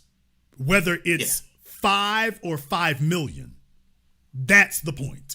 And we'll continue to be against that. We'll be continuing to be against funding it, increasing it. That's the whole thing. For the ones that are already over here, we'll take care of as many as we can, but please understand, you got to take care of that as a unified group there. If we don't have an economic basis, we're already outnumbered. What are you pushing back for or against? So, in my opinion, think of it in that context. It's all of the above. You're going to get a number of them there. It's unlikely that we'll be able to get out all 20 million, particularly the chicks who came over here carrying 3 and 4 kids. Y'all see that everywhere now. That's their don't deport me thing. The other day I saw this chick. She had like 3 of them, one on the front, one on the back, and one she was holding by the hand. I'm like, oh, she's scared of INS in Louisiana. She's terrified she gonna get took. So she bringing all 3 of them with her. I'm like, are they even old enough for you to have given birth to them? Y'all, if I'm lying, I'm flying. She had one of them baby hamper things on her chest. She had one on the front, one on the back, and one by the hand. And I'm just like, oh, you ain't getting deported today, are you? That's the thing I don't really can't respect about these people. These people go through so hard conditions, but yet they come to the border hiding behind children. Yet alone the sexual assaults and all the other things, what Texas Senator Ted Cruz goes about is just very horrific. Brother, I keep trying to remind folk, black people have to have a war foot, and these other folk are at war. And when you're in war, you take desperate measures. That's the thing. You take desperate measures, some stuff you would never imagine. It's like, okay, that's going down all the damn time. So that's literally where you are. That's literally what you're up against. And the important thing for you and me, but the important thing for you and me is to recognize when the old niggas show up and tell us there's some other agenda, no, shut that down. We're not falling for it. We're not going for it. It's easy for them to ignore it. And I'm just telling you why it is, brother. They don't care who shows up in those places. You said you're in Newport News. Yeah, temporarily, yes. Bruh, I mean, go out there to anywhere near the beach, bruh. Them old niggas don't care who makes the beds at the hotels. They don't care who parks the cars. They don't care, bruh. Them old niggas don't care. As far as they're concerned, that's your problem. Yes. And you should be over there. Ain't nothing wrong with that right there. Yeah, you're not competing against them. You're not having to go for housing against them. So that's their perspective on it. Thank you very much for giving us a call. Oh, yeah, y'all, like I say, I mean, they don't go nowhere. Them babies are their identifications. Oh, you can't deport me, huh? Think about the children, and they literally like throwing the children over the border and unaccompanied. Shouldn't that be a crime? If you sent your kids somewhere unaccompanied, if you sent your kids to walk across state lines unaccompanied, you'd be arrested for endangering a minor. They can send them across the damn me border, and here come Kamala Harris. Well, now they're here. We need to hold on to it for a minute. Let me go ahead and see if I can get I Am a God 1982. Give you 5 seconds to go ahead and get things up here and going for us here, or we got to move on. All right, let's go ahead, and he's decided he's not going to join us. Perfectly fine. I think Alex and Michael, I think y'all need to leave the room there. I don't want to have to kick you out because it might not let you back in ever. I don't want that to happen. All right, let me go ahead and see if I can get Chris up here on Zoom. Yeah, y'all, they changed all the rules for everybody else. There is no asset forfeiture for everybody else. There is no contributing to the delinquency of a minor for everybody else. Harming minors, it doesn't exist for anybody except us. All right, Chris, got you up here on Zoom. What's on your mind? How you doing, Jay? All right, brother, what's on your mind? What do you think about this? When she gets to do all that cackling and all that laughing, she can't go in front of the world leaders, Kim Jong-un and Vladimir talking with all that word salad. She'll end up getting beheaded, sent back here, or they're going to end up finding a way to take advantage of her. I talked to this older guy on my job. He's 62. I'm 34. So there's a whole generational gap in between us. And man, you never lied with these older guys, man. These old niggas, as you so well put it. They really don't see the need for us to get any type of assistance or what is owed to us in terms of reparations. When I asked him, he said, "Oh, I don't need no reparation. I don't need that. I work. Of course we'll work for it, but it's owed to us." When I said it going on 2 decades ago, it was controversial. When I said, y'all, you got to watch out for these old niggas. When I said it then, it was controversial. Everybody was upset. I was the only one who would say it and stayed on it and stayed consistent. Here we are all this time later, and I'm just telling y'all, by the way, did y'all notice they keep voting against us? Do y'all notice they keep supporting things against us? I'm like, hey, we gotta talk about that. That we on one side over here, and every time we turn around, they're always supporting some bull crap that's undermining us. Just us. And I'm looking around, it's like, hey, don't you got some time to undermine these illegals? And that's why I'm saying, you know, it's now, where you stay at, Chris? I'm in Detroit. Okay. There's a reason why I bring it up. So you're in Detroit. Y'all know how it went down with the automotive industry there and whatnot. Everybody wanted to be at the plant. Everybody wanted to be at Delphi. Everybody wants to be a GM. Everybody wants to be a Ford. Okay. By the time we get to the 1980s, they shutting it all down. Yeah, so, that generation done, brother. But they all retired. They got theirs. Now, you get to look at the General Motors buildings, but there isn't a job at the General Motors plant for you. No. They got theirs.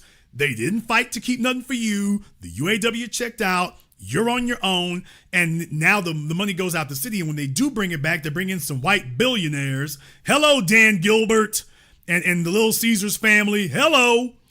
And when they bring them in for them, they bring them in for white folk. So you sit up here and build Comerica Park and all that, and you can see the investment they're making there, but you ain't going to have, all you can do is be a customer there. The Riverwalk behind the General Motors building, you live in Detroit, okay, but all you can be is a customer. Comerica Park, you live in Detroit, but all you can be is a customer. Greektown, you live in Detroit, but all you can be is a customer. Consumer. That's all you can do there. I know y'all's blocks. I know your avenues. That's all you can do. Now the white folk they're bringing there, they're not they're not just customers. They're not just customers. Putting through the subway line and whatnot, they're not just customers.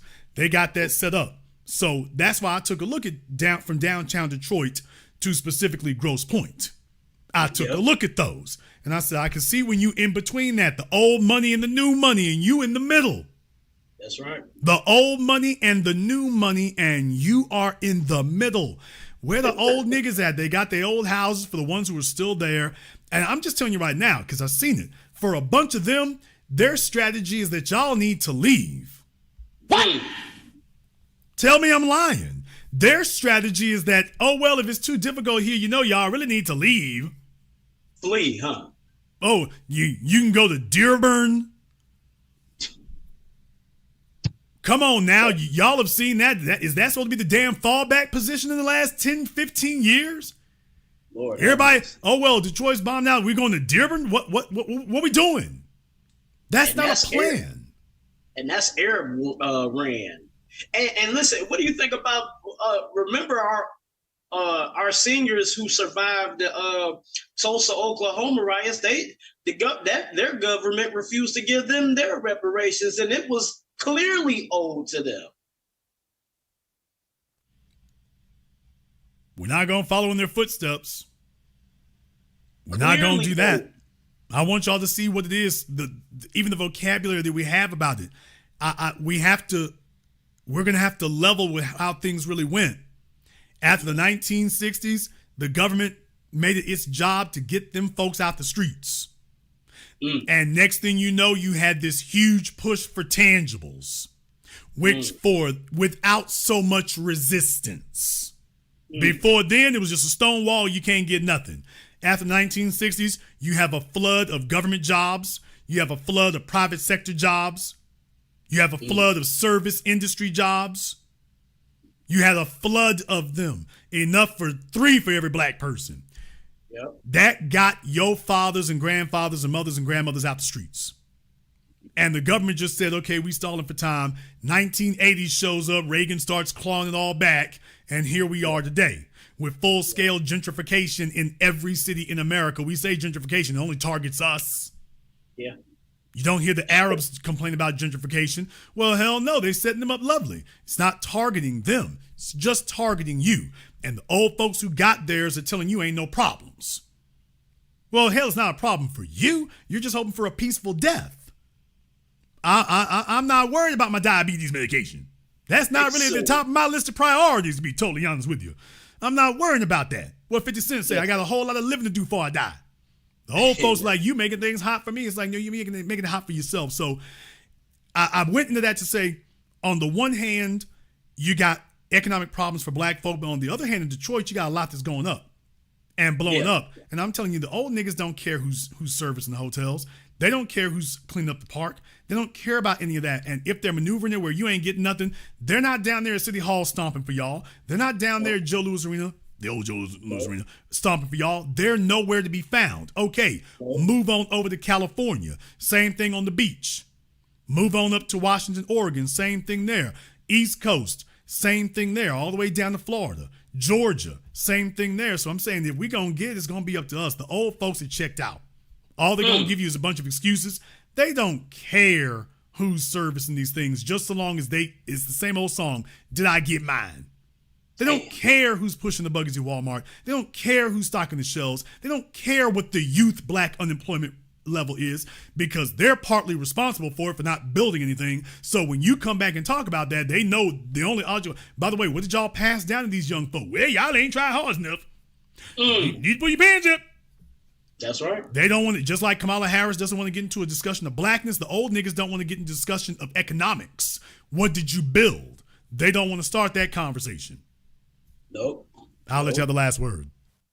Do you think that Kamala has a hard time addressing the black issue because she comes from maybe over there in India, just like in Africa, they don't recognize blackness. They recognize what's the word? Colored person. Kamala Harris is a tragic mulatto. She comes from a immigrant background. She has no connection to foundational freedmen whatsoever, none to our experience. So while we might have some shared global genetics, we don't have any shared local experience. None whatsoever. None. Nope. So therein, lies the problem. That's the issue. So we don't have any way of relating to her. She doesn't understand us. She's a good law-abiding citizen. She's a good law-abiding citizen. Yeah, she passed the paper brown bag test. Yeah, but that's what her mother taught her. Think about that for a few moments. That's what her mother taught her. Her mother taught her how to get by and how to make it. But her mother was also cognizant that, okay, when you get out here, you're gonna have to identify as black. You can't be. Her mother understood you can't be white. In America, if you're not white, you black. My daughter cannot be white. So her mom did the best she could to prepare her for that non-white existence. Somewhere along the line, they grabbed her and sent her to Howard and crossed their fingers and hoped for the best. The daughter sees how she can probably use this in the future and whatnot. And then when she got to California, she was like, I'll be damned. They digging this mixed sauce. Interesting. They kind of dig it. They kind of bow down to that. I'm not just black and white mixed. I'm exotic, even by California standards. I was black and Asian before black and Asian was a thing. So she started flexing it in the 90s. She saw how she could use that and how people responded to it. Interesting. She found out how to respond to that. So with that being the case, that's been the way she's gotten by. That's a survival mechanism. Well, here's the problem. It's not a survival mechanism for us. This is real life. Amen. Her job, look here, baby, you can't be a spokesperson for us. Your job is to back our play. That's the function you can serve on account of the fact you can't speak for us. That's right. She's not there to do that. The Democrats see how they could use it. Our job is to show them, yeah, we kicked her out the last time. We're going to do it one more time. Thank you very much for giving us a call tonight. We're going to do it one more again. We're going to send them on their way one more again. Let me go ahead and see if I can get Elijah up here on Zoom. All right, Elijah, I need a light on or something. If you're getting ready to get your OnlyFans popping, this ain't the time to do it just yet. No, big brother, I wouldn't do that. All right, brother Elijah's on the line. Yes, sir. All right, brother Elijah, giving us a call tonight. Are you in Brooklyn? Yes, sir. All right, brother Elijah, what's on your mind? Hey, big brother, I got two quick questions, and I promise I'm gonna land my plane. My first question with this old California and the migrants and the reparations, Gavin Newsom, I believe he believes he can play games with the black population over there because he knows we don't have strong numbers over there anymore. But the problem is, and then when it comes to those migrants, I don't think particularly that they replace us yet because they're still illegal. They would have to make their children, and it would have to take basically another 18 years for them to be legal to vote. Could I be wrong? Well, here's the thing. What tends to happen is when they bring in all these other groups of people, because they do not have our unique experience in America, basically it tends to they tend to break down ideologically 50-50. Yes, sir. That's the real issue. For us, it's always been solid about ours, and that's why we've always gone in one direction. So when they do bring these other folk over here, they find out that once they get assimilated, and that usually only takes one generation, they basically start talking like white folk, whether it's Florida or California. So that's what tends to happen there. So that's why we tend to remain a swing vote in these areas. So we're not a vote that gets 50% of the vote. No, we're enough to swing the vote 3 or 4 points one direction or the other. Yes, sir. Even if it just is us not showing up. That alone is a deadly proposition to have. All right, let's go ahead and talk about Gavin Newsom here for a moment. Yes, sir. Everybody and their mama knew that Gavin Newsom had presidential aspirations since he got elected in San Francisco. Everybody knew that from the very beginning there. Okay. Once he got to become governor, it's like, okay, that's off and rolling. Gavin I told everybody, he's not going to run for the White House this time around. They move out Joe Biden. He's not going to go unless there's a clear lane, and there isn't a clear lane. But he obviously thinks that he can make that run. But Gavin's got a problem. His support is not what he wishes it were. It's not as strong as he might want to tell himself it could be. And if he gets known for being against black folk, or there's some high profile bill that goes up, it'll hang around you. Yes, it'll sir. hang around you. Think about that for a few moments. It'll hang around you. That's something to keep in mind. So he's worried about the next few years. He's worried about that. He's worried about 2028. So he's on a hot seat right now because of the global position. You see what I mean? Yes, sir. He's worried about the global position. This is not a California issue y'all see happening right now with this reparations thing in California tonight. This is not a local thing for them.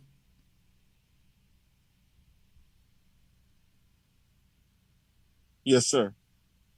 My next question, big brother, with the sister, with Miss Kamala Harris and this woman denying her blackness and everything like that. I always wondered, she has a problem with black people, but yet she's going to black people for votes and support. And I'm trying to figure this out.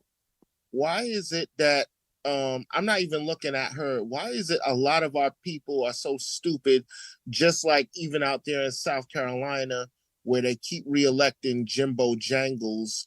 You're reelecting people or electing people who have contempt for you and everything like that. What is our people really this stupid? Well, you got to understand what the civil rights generation valued is not what we value. The civil rights generation values acknowledgement. So that's why getting titles and getting a name somewhere and getting a plaque somewhere, saying all this really degrading stuff that Gavin Newsom's talking about, plaques and statues, that doesn't mean anything to us. But that means everything to the civil rights generation. Yes, they sir. would rather have a statue than have a paycheck. They'd rather have that. Now, to the extent that those are vestiges of segregation and Jim Crow and whatnot and psychological affliction, I understand that, but we got to play past that. We got to sidestep that. We don't go for symbolism because symbolism, acknowledgement is symbolic. What I'm saying is that you and I understand that as long as we have acknowledgement from our people, we straight. That's not what the civil rights generation is. As far as they're concerned, it's not acknowledgement if white folk aren't doing it. So they seek validation. As long as you seek validation from outside of your group, whoever you're seeking validation from owns you. Yes, sir. But furthermore, validation is an intangible. How do you measure validation? How is one person's validation worth more than another? Who's giving you 80% validation and who's giving you 50% validation? How do you measure it? If you're going to fight for this thing and demand it, then shouldn't there be a value on it? How do you know the value of what you're getting? So getting that pat on the head by them, getting Joe Biden to show up at their churches so they can show up the next week. Ooh, the president was here last week. Our church really balling. Them folk down there in the street, down there in Shiloh, they couldn't get the president down in their church. It becomes that. And these white politicians know that. This is why us responding the way that we are is such a shock to the system to them. They never had to deal with this before, that, hey, y'all ain't taking the symbolism. Hey, we'll put up a statue and we kicking that stupid stuff back. And they're like, what's wrong with them? They're kicking back our statue. While their fathers went for that. So then it starts breaking down and like, you got to make hard choices. The great thing about tonight, Gavin Newsom is showing his true colors. You backed him up against the wall and he's going to have to just come out and say, yeah, that's me doing it. No, it's not Trump. It's not the Republicans. No, it's us Democrats. We're the ones doing it to you. Now, come vote for us. That's a spot you don't want to be in. Thank you very much for giving us a call tonight. Let me go ahead and see if I can get Danae up here on Zoom. Let's go ahead and see if we can get Danae up here on Zoom. We'll give Danae 5 seconds to go ahead and get the camera and the microphone turned on for us here on Zoom. Or we got to move on, one or the other. So, Danae, let's go ahead and get that taken care of. All right, Danae, turn your mic on. You've muted yourself. I think that'll work. Speak. Hi, Jason. How you doing? All right, what's on your mind? Okay. Well, I live in California, obviously, and I've been following the task force since its inception. It really started picking up steam towards the beginning of 2022, all the way into 2023. And I want to just provide context to everybody that's listening, so that we understand and know why, how we got to this place today where we're fighting for these two bills. The task force had to really endure a lot of sabotage. The number one obstructionist on this task force was Reggie Jones Sawyer, Assembly Member Reggie Jones Sawyer. He was against lineage-based reparations. He attempted to create a bill that would allow the task force to vote certain members off. And he was going to get Governor Newsom to sign the bill. But we all fought for that. We were on his head, and it didn't go through. And so he was doing this a lot around the time where we were at the cusp at lineage-based reparations. But he failed in his effort to kind of derail that part. The second thing that he did was the UCLA Bunch Center was supposed to be in charge of communications. A lot of people did not know about the task force. Just your kind of regular your regular Black folk on the street. A lot of people didn't know about it. So it was the UCLA Bunch Center who was in charge of making sure that communications got out. So Reggie Jones Sawyer hired this girl. She's a Jamaican girl. And I'm not saying she's a tether or anything like that, but her name is Shauna Charles with the Charles Communications Group. And so it was her job to get the communications out about the reparations task force and what we were doing and all that. One of the meetings, the chairwoman, Camilla Moore, was visibly upset when it was time for Shauna Charles to present her report on communications and how they were doing. There was, it was basically kind of like a copy paste type of thing. There was punctuation errors, there was grammar errors. Her work was just shoddy. So there was issues there. So one of the reasons why a lot of people didn't know about what's been going on with the task force is because Reggie Jones Sawyer and the Charles Communication Groups basically sabotaged communications.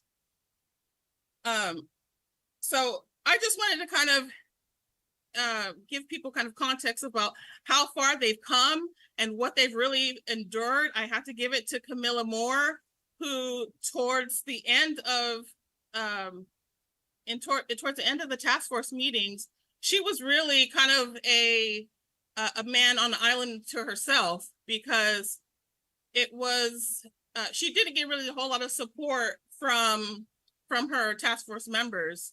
Reggie Jones Sawyer, Dr. Grills, Lisa Holder, Stephen Bradford, Amos Wilson, they were all really giving her a hard time. Then you had Javon Well, Scott because what they Lewis. really wanted to do was to sit up here and say that college scholarships are reparations and new tennis shoes are reparations. That's really what they were trying to steer things towards, is to do that, to have a big show of having a task force, and then ultimately to say that, well, any bill we pass that disproportionately helps black folk, well, that we'll call that reparations. Right. And that was really some of the chicanery and skullduggery that you saw happening and coming out of them towards the end. Yeah. Which, fortunately, like I say, the thing they didn't count on was that we'd be talking among ourselves. They didn't count on that being a thing, and that really filled in a lot of the gaps. But it is important for us to know exactly who was trying to undermine it, because going forward, if they're there, they're going to continue being a problem. Yes. And so I just wanted to give people to be encouraged. We knew that they were going to do something to derail it, and so so I just wanted to be, people to stay encouraged and keep continuing to fight. So thank you for all that you do. Thank you for giving us a call. Let me go ahead and see if I can get Fred here on Zoom. Let me go ahead and see if I can get Fred on Zoom. And like I say, it's important that we know the folks who are actually doing something for us versus those who are not. We cannot have everybody in. We got to know everybody's names. We got to know who's doing it. We got to know who's about the business. And we got to know who are the sleeper agents and the Trojan horses. So we can't afford to have task forces and we don't know everybody's paperwork. That's very important. All right, Fred, we got you up here on Zoom. What's on your mind?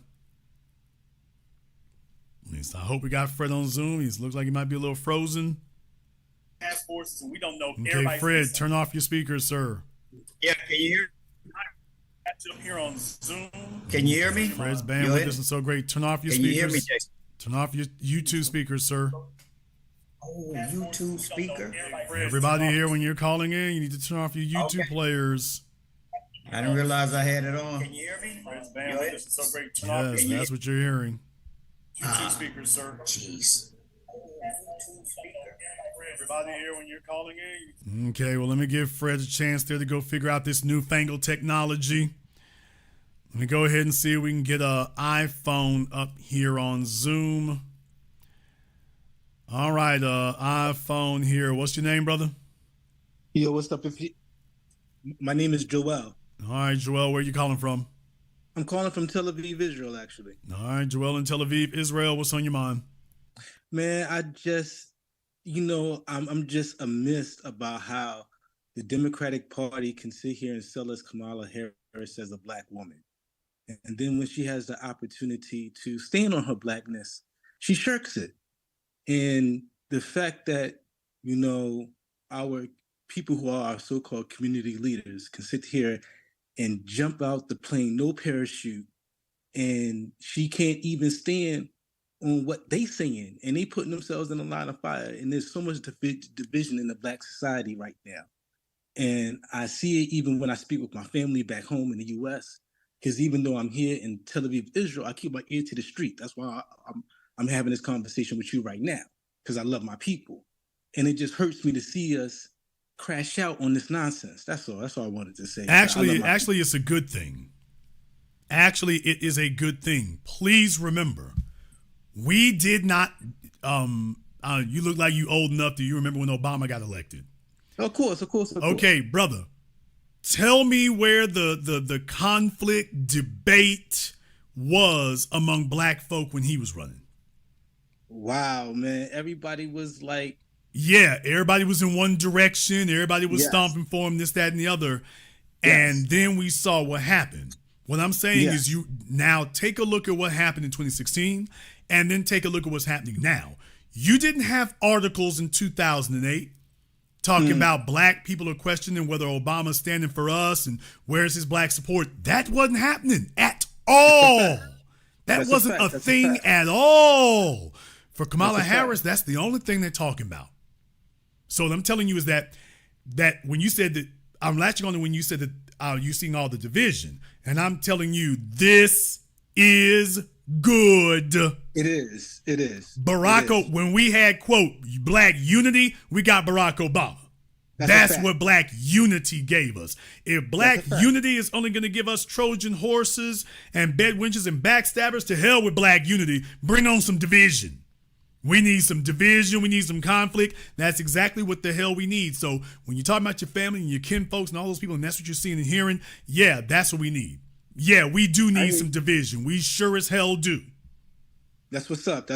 And I just want to give a salute to you for out there being on the vanguard, holding it down for the people, and to show that your influence is worldwide. That's why I'm giving a call just to salute you as the brother man holding it down on the spot. And thank you for looking after my people in my absence, bro. Thank you very much for giving us a call, 9. We appreciate that. Y'all, I want y'all to understand something. We got over 5,000 people in here listening live right now. 5,000 people in here listening live right now.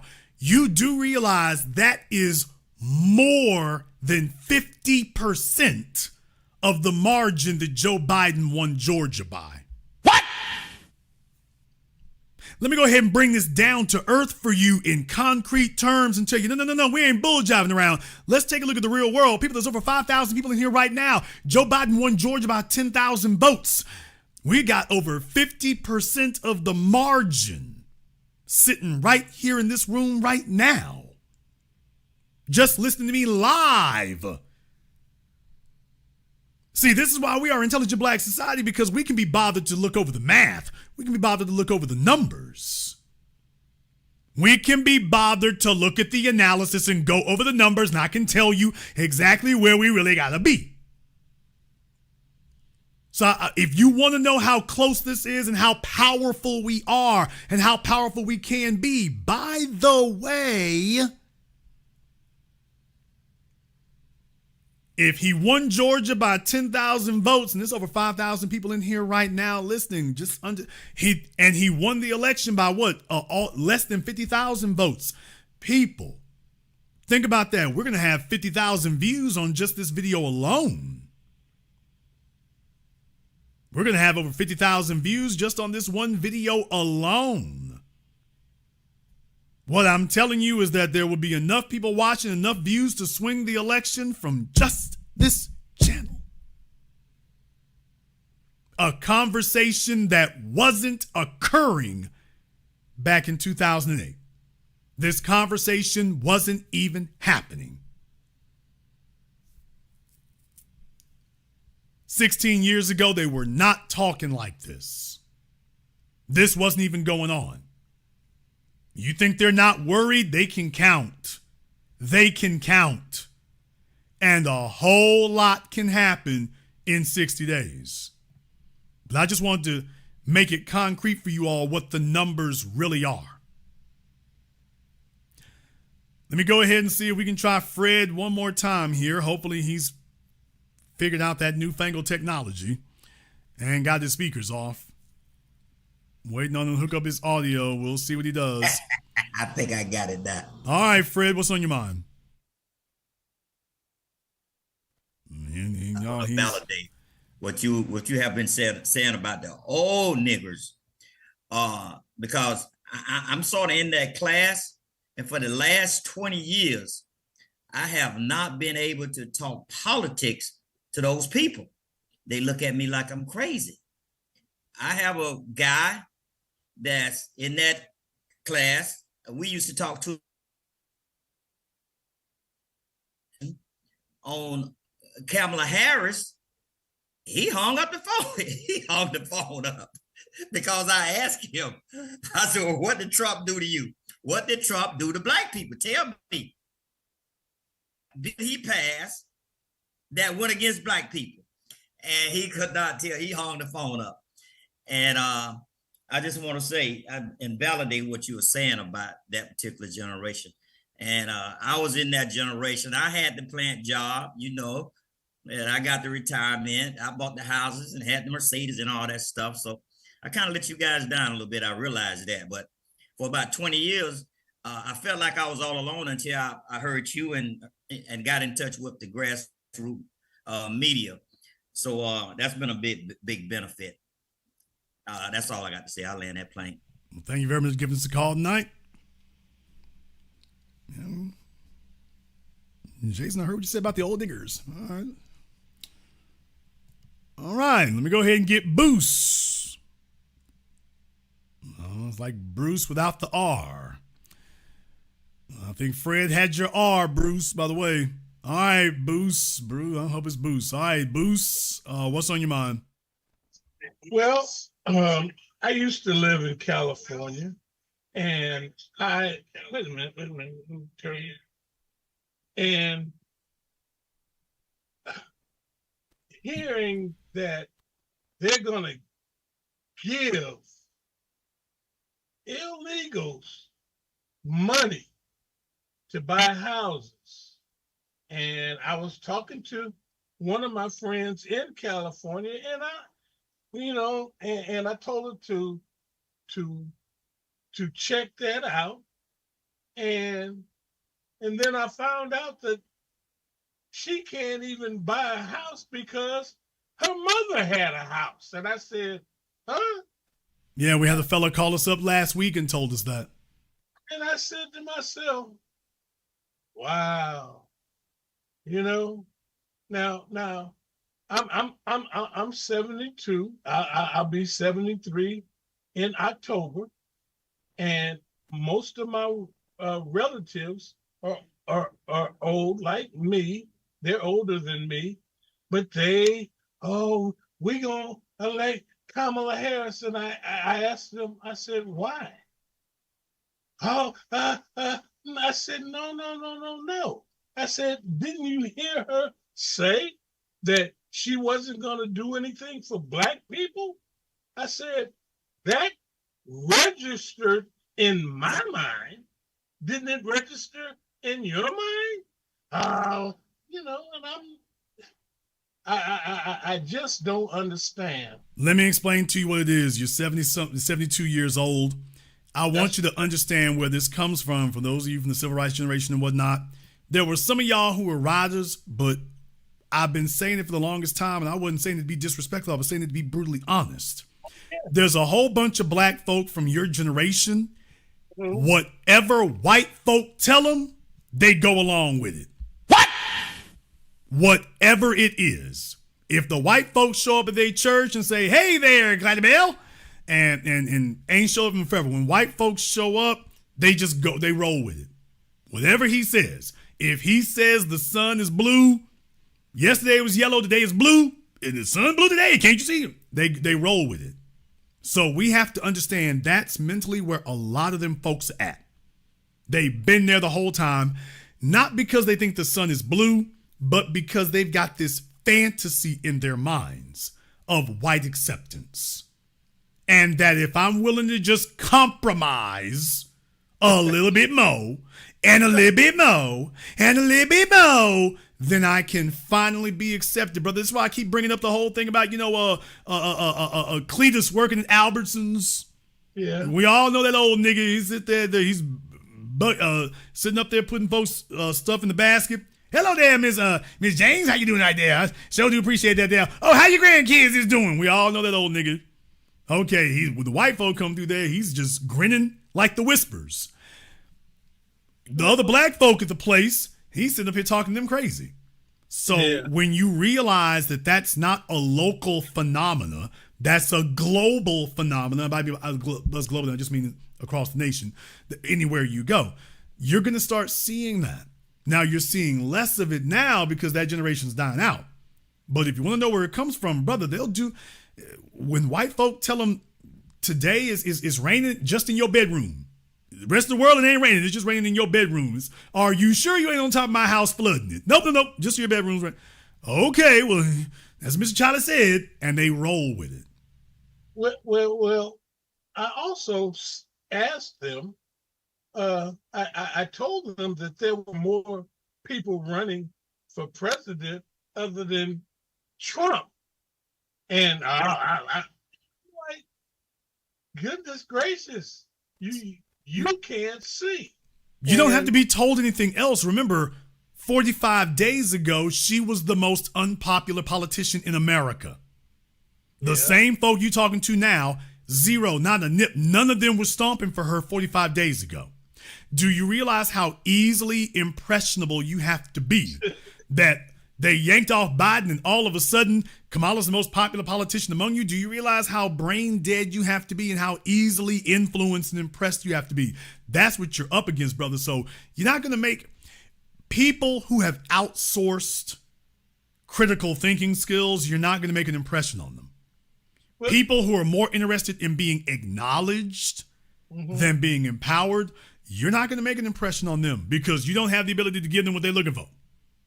Well, see, ever since I was young, and when I got turned on to Malcolm X at a young age, and you're a militant, you know, I just laughed at him because, militant, nah, I was just fighting for my people. And remember, for a coward, courage is revolutionary. Well, that's correct.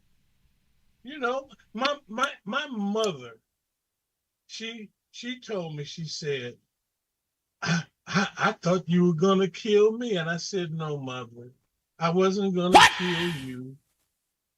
I was fighting for you, but you didn't see that, Well, like I say, courage is a cowardice. For a coward, courage is going to be scary to him. Thank you very much for giving us a call tonight. Let me go ahead and let him go before he says something and gets him indicted. Everybody who's on Zoom there, by the way, y'all just hang tight. I'm going to get to everyone else here. All right, let me go ahead and see if I can get Agnes up here on Zoom. All right, Agnes, what's on your mind? Hi, good evening. I just had a question. How do you think the California reparations situation will affect how voters view Kamala Harris in the national primary? All right. Glad you asked that right there because I want to put this in its proper context. Please remember the legislation in California and whatnot. There are two things that are happening right now. There are two things. And I've been on the job about this now going on decades. There are two things going on. You have a political movement and you have a social movement. Those two things are actually programs running at the same time, and we run them because we're pushing the events. Nobody else is coming to us saying that. We're pushing the events. So first, get that solidified in your mind that there are two things taking place. One requires a vote by the legislature. The other one doesn't. That's going to be there no matter what. Also, that is not contained in California. We are all watching California, but then again, I can name a number of events that happen in local places across America that get all of our attention. O.J. Simpson was not driving the Bronco across America. He just drove it up and down the, I think it was the 5 freeway or whatever, but everybody was watching. New York City, same thing when things happened over there. D.C., Atlanta, when things went down there during George Floyd. So even though George Floyd happened in Minnesota. So that's the social movement. It's a social movement and it has ramifications outside of the local place where the events on the ground are happening. So we've seen this happen over and over again, and it will continue to happen because this is not an election. Our freedom is not up for a vote. Our liberation is not up for a vote. Our empowerment is not up for a vote. So regardless of what the legislature does, this issue isn't going to go away for any of them, including Kamala Harris. Now, what she's going to attempt to do is distance herself as much from what's happening in California as she possibly can. It'll be a little easier for her because, of course, the media is not going to ask it. The white corporate media is not going to confront her with that because they're trying to get her in office. However, the black media will. But also, when you ask me how it would affect her, my answer to you is not very much. And the reason for that is because she's already made it clear where she stands on it. So how much worse can she look? How much more drag can it put on her? Nobody thinks she's in favor of it, period. So how will it affect her? Not much more than it already has. The damage is already done. If I'm not going to do anything for black folk, didn't make it clear to you, and she's never walked that back, everybody knows about it. So the real question is what I've always said. There's nobody who doesn't know her position on this. There's just those of us who know it and oppose her, and those of us who know it and go back to picking the cotton. What it's always been. Now, Gavin Newsom, that's a different story. This is actually most dangerous for him. He is most likely watching his presidential aspirations go up in smoke.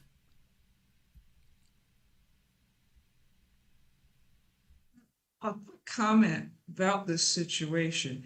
On the heels of the interview, and it was an easy interview. I mean, Dana Bash is known for throwing easy pitches. And Kamala basically struck out. How will this affect not just her supporters, but also convincing other white people that black people support her? Okay, well, when you go to Joe Biden, what did they expect from Joe Biden when he went to the debate? Did he pass out? He didn't. He did great. The bar was that low for him. The real problem is folks kept replaying. By the way, did you hear what he said while he was standing? So it went bad. For Kamala Harris, the bar for this interview, it wasn't even an interview, it was just taped. But the bar for the interview was, well, did she break out into hysterics? No? Oh, she did great. So the bar was that low for this interview. It didn't do her very much good because she didn't do very much. Oh, this is supposed to quiet people from, oh, she hasn't done an interview. Well, this didn't actually help that. So in that regard, it just gave her the ability to make an appearance. And she said some things that don't really move the needle. And she's just hoping she can keep coasting at this point. So the whole point, their whole job was do no harm. That's all they were hoping for. Do no harm. And in that regard, it didn't hurt her. Yeah, but it didn't help her either. So as far as they're concerned, well, if we're still in the lead in the polls, it's a wash. We'll take what we can get. And it's just that simple. I'll let you have the last word. Okay. Very insightful analysis. And B1. B1, thank you very much for giving us a call tonight. Let me see if I can get Lewis here on Zoom. Let me go ahead and get Lewis up here. Okay, we got Lewis on Zoom. All right, brother, why you look like an old DJ from Detroit? Hey, man, sorry about that. Hey, y'all, you look like Eric Mays, y'all. Okay, Lewis, what's on your mind? First and foremost, a couple of things. Tulsi Gabbard. Now, she's appeared in my field of vision. And what's funny is that Kamala Harris feels threatened by this so badly to where she put her on a watch list whenever she travels. So apparently, now I learned that in the last election cycle, Tulsi Gabbard cooked this one. I mean, ate her lunch, and now that this woman has appeared back on the radar, she suddenly feels threatened by her again. Now, I'm I'm amazed, I'm appalled, and I am disappointed that Kamala Harris has made it this far, and that nobody within any position of power and influence put a stop to this. Well, I mean, the Anybody- folks with the power and influence put her there. I mean, she was not elected. She was selected. You're the designated crash dummy. They did not actually want her. I told y'all how it was going down, and now people are coming out and admitting from the administration, from behind the scenes, that yes, that's exactly the way it went. That Joe Biden, their goal was to remove the Biden administration and to basically have a brokered convention, and that they were going to select somebody else, most likely Gavin Newsom or something like that, that California was going to take over. And that's basically a coup from California. Joe Biden was like, okay, he stepped aside, but then immediately endorsed Kamala Harris. And of course, with folks not understanding, it's like, okay, he's not leaving the presidency, so she's not going to take over as president. But people automatically assume, well, if you're not going to be serving, the vice president is supposed to step in your place, even though he's not stepping down. So people made that association. Okay, now that's from civics. The other thing is that locally, though, because it's black folk, it's like, okay, Roland Martin, the rest of them, like, wait a minute, Kamala got to be up next if Biden's not going to be. Thank you for bringing up that clown. Thank you for bringing up that Kamala got to be up next because we're not going to have you leapfrog her. Now, Nancy Pelosi fully intended to do that. Her whole goal was to move Biden and move his vice president so she could select somebody new, but it got derailed. It got derailed early. Joe Biden stepped down, but Kamala wouldn't. So with that being the case, now you got to deal with her. So they kind of got forced in a position of having to back her, but she wasn't what they really wanted. Now, there's a number of folk who are thinking, and I'm one of those people, that they're going to try to give her the old college try because they're terrified of the optics and the effect that when they had their opportunity to back her and had no reason not to, they didn't do it. They didn't give her everything they could. And they're worried about the effect of that on future elections and the ramifications on future elections about how that looks. They're already losing support with Trump already among black folk. This certainly won't help you. So that they were more concerned about what that would do to them than they are of Biden's people still being there. Okay, they bring in Barack Obama, who basically jams Kamala up and is like, hey, look, we gonna run this thing and you just sit here. So she's basically made that deal with them. So I think now that opened up the lane, but it's not because she's who they wanted. And it's because who they're left with. Now, I just want to share what I saw happening when Biden got in office and Kamala was his vice president. Now, everyone in the street, word on the street was that Biden's health was declining, his age, and so on and so forth. And what I saw happening was at some point during his presidency, he was going to gracefully bow out. And next thing you know, we've got the first female of color president. And if it were something like that to happen, anybody that's male and masculine and heterosexual is going to be in for a nightmare. Bad enough the feminists are pulling some crazy stuff behind the scenes that we're not paying attention to. And our families, our communities lay in ruin. Without men, there's no such thing as communities. Without men in the homes, it is nothing but neighborhoods. That is what I have noticed. Now, going backwards to Barack Obama, I voted for the man twice, and I had hopes that he was going to set right the things that had been put in place to keep African American people. Notice I said African American people, not black people, descendants of slaves, fundamental black folks that were born here, whose parents, grandparents, great-grandparents, etc., were tied directly to slavery, and how we helped to build this country and got nothing in return but a kick in our behind. Now, he did absolutely nothing. And I didn't want to believe it at first. In fact, I'd gotten into arguments with people saying, he was blocked by Congress and so on and so forth. No, he willfully did nothing. Excuse my language, not a goddamn thing for black people until his hand was forced, until shit started popping off like over in Ferguson. Well, I don't remember him doing anything, period, at all. He was sitting up there calling us thugs for being out there in the street. Barack Obama does have one seminal accomplishment. He demonstrated ended the war on terror. I'm a veteran. Well, he ended the war on terror. I don't know. He got bin Laden. I don't know. Well, that and if that didn't end it, because ISIS comes up right after that. So ending the war on terror is a bumper sticker. It's not something you can actually do. That's like ending the war on fast food. It's not really something Good luck with that one. It's not really something you can do. But what he did do was he demonstrated that, oh, you bastards over there really do know what we want. Because when he was running in 2007, he sounded like the Black Channel. He knew exactly what to say. He was talking all that talk. He had Jeremiah Wright. He was straight down the line. When he needed black credentials, he knew exactly what to say. He knew exactly what to do. He knew all the words. He knew all the issues.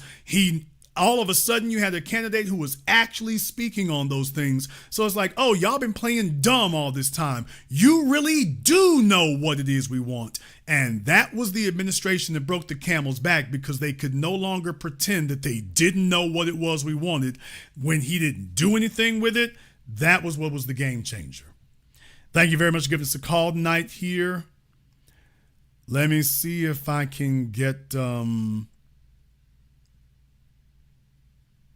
Paper Trail here on Zoom. Let me go ahead and see if I can get Paper Trail up here on Zoom. We'll go ahead and give you a minute here. Make sure your Paper Trail must have stepped away from whatever. Paper Trail, I need your camera and microphone on for me here. We can go ahead and take care of that. If it takes too long here, we're going to have to go on permanent vacation. So Paper Trail, I can give you 5 more seconds here to get that taken care of. Otherwise, we got to move on. Paper Trail, you got 5 seconds. All right, Paper Trail, it looks like Paper Trail is going to have to hit the trail. Paper Trail is going to have to hit the trail. Let's go ahead and see if we can get Rich up here on Zoom. Let me go ahead and see if I can get Rich in here. And what is Rich doing? Rich must have that Zimbabwe broadband. Want to see if Rich can go ahead and get off that Zimbabwe broadband there. Okay, Rich, he's got audio connected. Rich, I'll give you 5 seconds to get video on for me here, or we got to move on. Rich has got 5 seconds. Then we're going to go ahead and move on there. Rich, you got 2 seconds, and then we got to move on. If you're trying to get your male OnlyFans popping, this will not be the spot for it. All right, Rich will not be joining us. Rich will not be joining us. Reiteration here tonight, folks. I want you to understand that it's not just a political movement that you're seeing happening. It's a social movement. Those things, while they may be running concurrently, they're not just running in the same direction. The social movement is not subservient to the political one. If the politicians stall, that's not going to derail the social movement. The social movement is not beholden to an election cycle. So as these things occur and as we make progress with that, hell, progress is being made simply by us showing up the next day. Progress is being made simply because we're showing up the next day. Their whole thing has been the idea that this reparations talk and this economic empowerment talk, that was supposed to go away. Y'all notice every time we damn well turn around, they keep trying to throw us tokens. Well, hey, what if we give you 25 grand for a mortgage? Everybody's trying to figure out how they can get around dropping off them tangibles. So the whole thing was that they're supposed to just stall us, and eventually we're supposed to sit up there and say, man, they ain't gonna give us nothing except some prescription drugs. Let's go ahead and just support that, and at least we gonna get somethings. They really don't believe that we will get up and walk away from the table and leave everything there. Now they're getting a wake-up call that that's a real thing. This election's for all the marbles in that regard. And in California, what you're showing them is that, yeah, we're not going away. And whatever happens at the ballot box isn't going to change the social agenda that is already in progress. It's not going to stop it. And it's not going to change it. We're going to be pushing for that regardless. You better, we're going to go ahead and push for that no matter what occurs. That's new. That's brand new. So hell no. They're like, okay, well, let's see what happens next. Let's see if we can, we'll see if we can call your bluff. Now, I will say one thing. Some of the bloom is coming off the rose for Kamala Harris now, so we're coming down the home stretch. Please understand, here's the worst part. If Kamala Harris loses the election, you will not be able to say that it was anything other than the black vote that did it. So the real hazard here is that because her numbers are doing so well, you can't say it's because, oh, well, she didn't have enough time to campaign. Oh, there was Biden baggage. Oh, people didn't know her well enough. She didn't have enough money. She didn't have enough support. You can't hide behind any of those excuses now. You can't hide behind any of those now. So if she loses, now you're going to have to go back where you were and say, damn it, it was that black vote. If black folk had shown up for her, she would have won. Then the conversation turns back to us. Roland Martin is going to be sitting up there bawling and boo-hooing like Keith Sweat. Y'all dumb fools ain't vote for Kamala Harris. What the hell wrong with y'all? You're going to see a whole bunch of folks saying that, and they're going to declare open war on the new black media. At that point right there, they're going to declare open war because they won't be able to deny it. When they get into a position where their back is against the wall and all of a sudden now you can't play dumb anymore and you can't deny it and you can't live in denial, yeah, then they're going to start talking different. Yeah, they're going to try to blame black men. They're going to say, it was misogyny.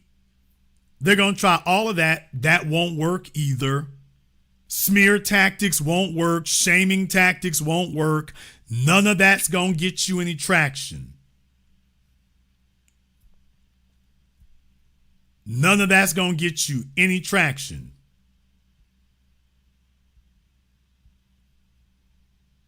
So when things go one way or the other, just understand they're going to, if it goes bad for her, they're going to come back to us. So that is one new thing I want to update you all for.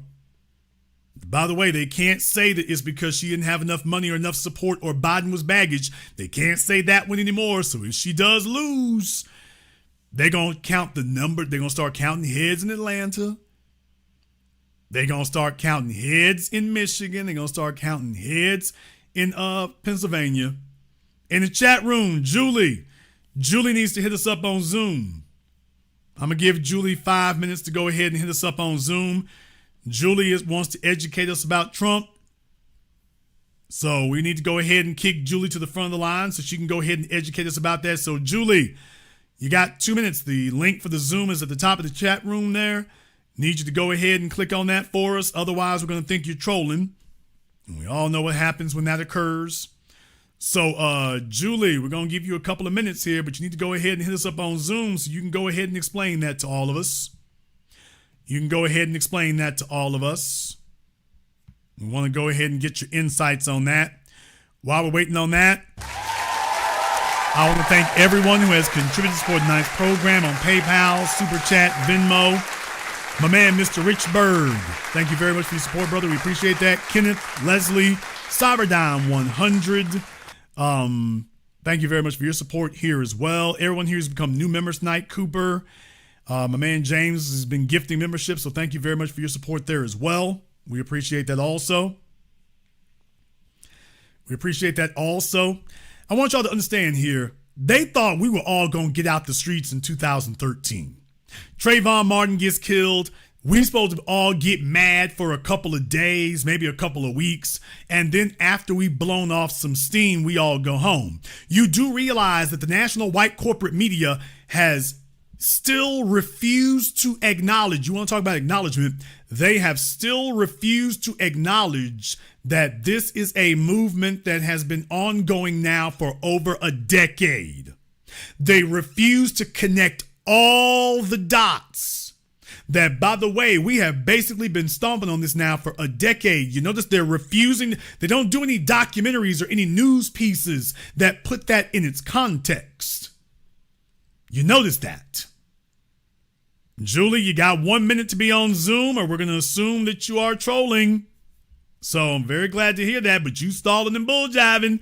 You need to be clicking that link there. That's the only thing that proves you're not trolling. So you've been saying some things. You need to go ahead and call up so you can articulate that.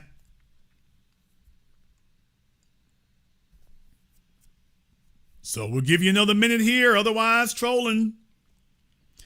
Now, it's been over a decade and we've been consistent. They're hearing the same drumbeat over and over again.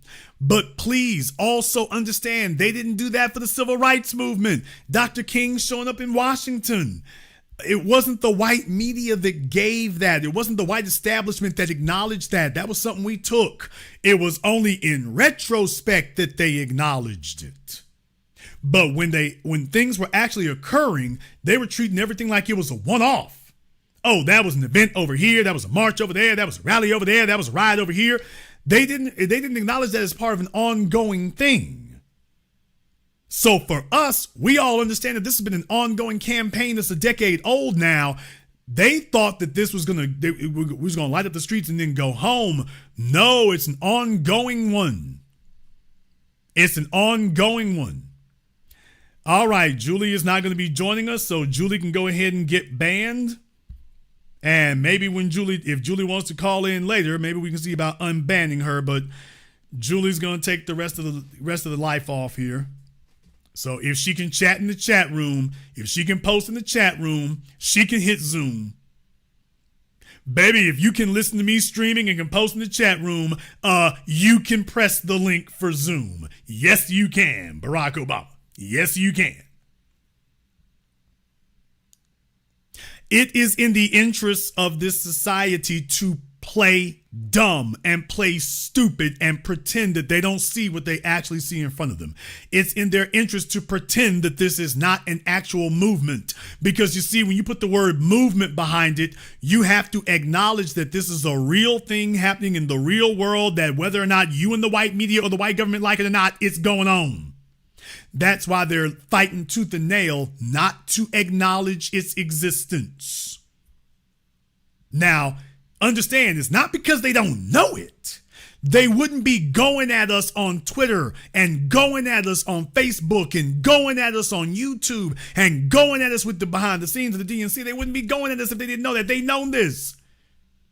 They thought they were going to stall us out and that eventually we'd all lose interest and then we would just back down and say, okay, well, all right, fine. What can we get? And they're like, damn, these niggas are not backing down. They're not compromising. They staying on the same damn thing. Now they're threatening us. Well, they're not going to show up and vote. Well, don't you want Trump to stay out of office? We were supposed to all pack up and become dispirited and disillusioned and leave years ago. And it didn't happen. And they're looking up year after year and realizing, you do realize them niggas out there ain't going away, right? You do realize they're not going away. They're still out there. Matter of fact, now there's more of them. They're still out there, and now there are more of them. They're not backing off of their demands. They found their political voice. They found their political position. See if you can get Luther Campbell and some of our other operatives out there, Steve Harvey and the entertainment jigaboom class. See if you can get the jigaboom class to get out there and dance a jig. Get Meg the Stallion and Lil Jon, you know, those two political paragons of virtue. See if you can get them to get out there and dance. And see if that settles them down. And then realizing it ain't working. They're sitting there watching that and realizing it's been over a decade now. It's not working. It's not working. It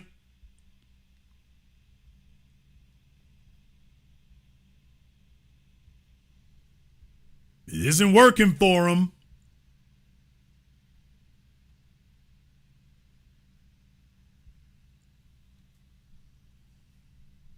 They are desperate, and they've been hoping against hope that they could wait us out, and it's not happening. A decade later, and we are still on it. They're like, oh, hell. Now they're starting to experience diminishing returns. They saw what happened in the gubernatorial election in Virginia and in Georgia. They saw what happened. They're scared to death. Stacey Abrams couldn't get the job done in Georgia. They understand the odds that they're up against here, and they're hoping, well, can y'all play along with us a little bit longer? Can you play along a little bit longer? They got a lot to lose. They got a lot to lose, and trotting out the entertainment class, they're hoping that gets enough emotion behind Kamala Harris, baby. It's not going to be emotion. You're not Barack Obama. In the chat room, Just Biz, you got 2 minutes to be on Zoom. So don't worry about my mods. You got 2 minutes to be on Zoom, or we're going to remove you and just assume you're trolling. So Just Biz, you can go ahead and make your case and state your piece. The Zoom link is up there at the top of the chat room for you. You got 2 minutes. Be there or be nowhere. Folks, when we talk about power as something that you take, remember, this is something that we made. They didn't get to send down their pimp pastor preachers or their political operatives. Don Lemon tried to walk the streets. Y'all remember that. After Mike Brown and Trayvon Martin, Don Lemon tried to walk the streets. Don Lemon couldn't walk the streets. Van Jones tried to walk the streets. He couldn't walk the streets. DeRay McKesson tried to walk the streets. He couldn't walk the streets. And remember, I showed y'all that a decade ago when they tried to put out that magazine cover talking about the new civil rights leaders. Not a single person that they had on the cover of that damn thing is even mentioned anymore. And deal with it, nigga. Y'all remember that? They're so-called the next generation of civil rights leaders. How'd that work out? Y'all remember all the folk they named? Running their Black Lives Matter scams? They had every opportunity to prove they was about their business, to prove they had viability, to prove that they had public support. There was no damn public support, and the white media knew this. They were trying to create civil rights leaders, and what they found out is that's not going to work anymore. The leadership got to come from the roots. It got to come from the roots. It's got to come from the soil. It can't come from AstroTurf. So if any of those folks have viability, somebody tell me where it is now. Gonna jump over here on Zoom. Says we have Eric on Zoom. Eric, go ahead and turn your camera and your microphone on for us here on Zoom. All right, we got Eric up here on Zoom. All right, Eric, what's on your mind? Eric, unmute yourself. This newfangled technology. What's on your mind, Eric? Hey, I was love the program tonight. I was attributing this Kamala Harris run to Senator Palpatine's Order 66 when he authorized Order 66, and how it's so amazing how all of these Greeks they just fall in place when the music starts playing, like Set It Off. They can't help it. the media has the camera on. They turn. They just can't help it. They just get in line. They dance. They act up. They give money.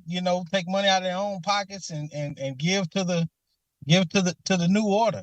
So I look at Kamala Harris as being kind of the only person that could have beat Trump. When you think about it, when you're in college, you got these individuals who are status symbols that are the Black Greeks, and everybody wants to be like them. So of course, when Kamala Chameleon, she goes in the street and she gets her she gets the cameras going. Everybody wants to be in the streets, the Greeks, and then of course the Blacks want to be in line with the Greeks, so. Well, I mean, look, American media has perfected, media creations. This entertainment complex has perfected it. She's from California. She's mobbed up. The Democrat Party is mobbed up with Steven Spielberg and all the entertainment, agencies, all the entertainment moguls, all the entertainment executives. They do this for a living. Take a look at radio. They've created pop stars out of thin air for the last 50 years. Since before Elvis, Aaron Presley, they got this down to a science, so they can pop somebody and make them a star. Here's the issue. They also have a terribly bad record of making one-hit wonders. Damn! Now, there's the hazard for Kamala Harris. Yeah, the media machine can get behind you and they can give you a number one single. But can they give you a hit career? And if she starts talking, they understand the more she talks, the worse it gets. So I'm not surprised that they could boost her like this, because you give somebody $500 million, it'd be a damn shame if you couldn't make them popular, or at least make them well known and whatnot. The real thing is they said, yeah, don't get out there and can you read the teleprompter without vomiting on yourself? Okay, good. But don't talk beyond that. What's going to happen as things go on? What's going to happen as time goes on? 60 days is an eternity in politics. And just remember, just as quickly as she went up, that's how quickly it can go back down again. 45 days ago, she was over the course of 7 days, she becomes the most popular politician in America. That's fabricated. That's created. That's manufactured. And we all know it doesn't last. All they want to know is, can we make it last through Election Day? And then we'll figure out what we're going to do after that. Yeah. And I tell you, I appreciate you continuing to beat the drum on reparations, because don't think that she didn't know what she meant by saying 20 acres and a mule. I kind of looked at it like, that's basically saying like Martin Luther King. She was kind of slighting us doing that. But I don't see it that way. I think that she is so out of touch. She doesn't even know what the cliches are. She does. Brother, remember, we know 40 acres and a mule because it's been drilled into our heads because we've said it over and over and over again. Tell me when she's ever talked about any acres and a mule. That's not something she talks about. That's something she heard from somebody else. And then she tried to ad lib it on her own and immediately fumbled over her feet. That's what I'm saying. If she had connection to the soil, this would be a conversation she has on a regular basis. When you have a conversation on a regular basis, you know these things. She doesn't. She doesn't know Tupac. She doesn't know when he was there because she wasn't paying no attention to what was happening in the culture at the time. Even if she was in California, she don't remember. She was up under Willie Brown. That's the only rapper she knows. So what I'm saying is, though, no, that wasn't deliberate on her part. That was an honest mistake. Whenever you drill, remember Kwanzaa. We can go down the damn list. Every damn time we talk about anything involving black people, it immediately fumbles. Chuck Taylor's, Cardi B, Phife Dawg. Brother, no, that was the real her talking. 20 acres. What I'm saying is that if that had been Hillary Clinton, would you have thought that was deliberate? No. You'd be like, okay, that's Hillary Clinton, old white woman. Yeah. Kamala Harris is living an old white woman's life. That was my whole point. Tell me what part of her life isn't Hillary Clinton's. complete with the cheating husband. What? By the way, Yeah. what happened before he met her? Yikes. Complete with the philandering husband. She's living a little old white woman's life. Brother, when she said 20 acres, 20 acres, I mean 15, 20, 30, however many acres it was for y'all. Yeah, because those are our acres, not hers. Yeah, but the only reason why I said that is because, like I said, you're beating the drum on the reparations, and man, we so close to getting it, man. I mean, this is the closest we ever been. And I'm telling you, when they come over here, they understand our plight. They understand what we're striving for, and they're trying to. They're in the way, and I think that's white supremacy's plan. To put barriers in the way of them. But I kind of put it as the analogy of my father worked for Walmart, and I'm in the line trying to get my daddy's check, and then here you come in the line. And then here you come on the side protesting. So like, man, listen, do not get in the way of me and my check, man. Don't get in the way. So I just look at it like when they come over here, they're knowing what they're doing. And that's why I was like, I just was thinking that's just too coincidental. 20 acres in a mule. No, this is all part of the plan. Please understand that. Now, what she did, that was just being herself. As far as who they let over here, brother, please understand. They ain't letting no riders over here. Okay. They know who they letting over. They want coons, buffoons. That's who they giving the express route to. They either got to be non-black, and if they are black, if they going to check back where you come from and find out, by the way, was he a troublemaker over there? They got the pipeline back where you come from in Haiti, Jamaica, Africa, wherever. By the way, was he a troublemaker? Was he one of them pro-black folk over there? Was he doing that? And the government going to say, oh, yes, he's doing that. Okay, well, yeah, you got to go back. Yeah, you can't stay. Everybody else is like, yeah. Oh, I was chasing hella white women back over there in Zimbabwe. Oh, okay, well, you come on over. We'll let you stay. That's what they own. Thank you very much for giving us a call tonight. Yeah, that's how you get your green card quick. That's how you get your green card quick. It's like, okay, they go back, they check your Instagram. You sitting over there in Rwanda with a bunch of honey boo-boo looking chicks. You sitting over there in Rwanda, but they're like, okay, he's sitting over there in Rwanda singing Britney Spears. Nigga, please. He's like, how can y'all keep me out? Living in the material world. Tonight I'm a material girl. He's sitting up there singing that. Then you wondering why it is they kicked everybody else out, but not him. Can't you see?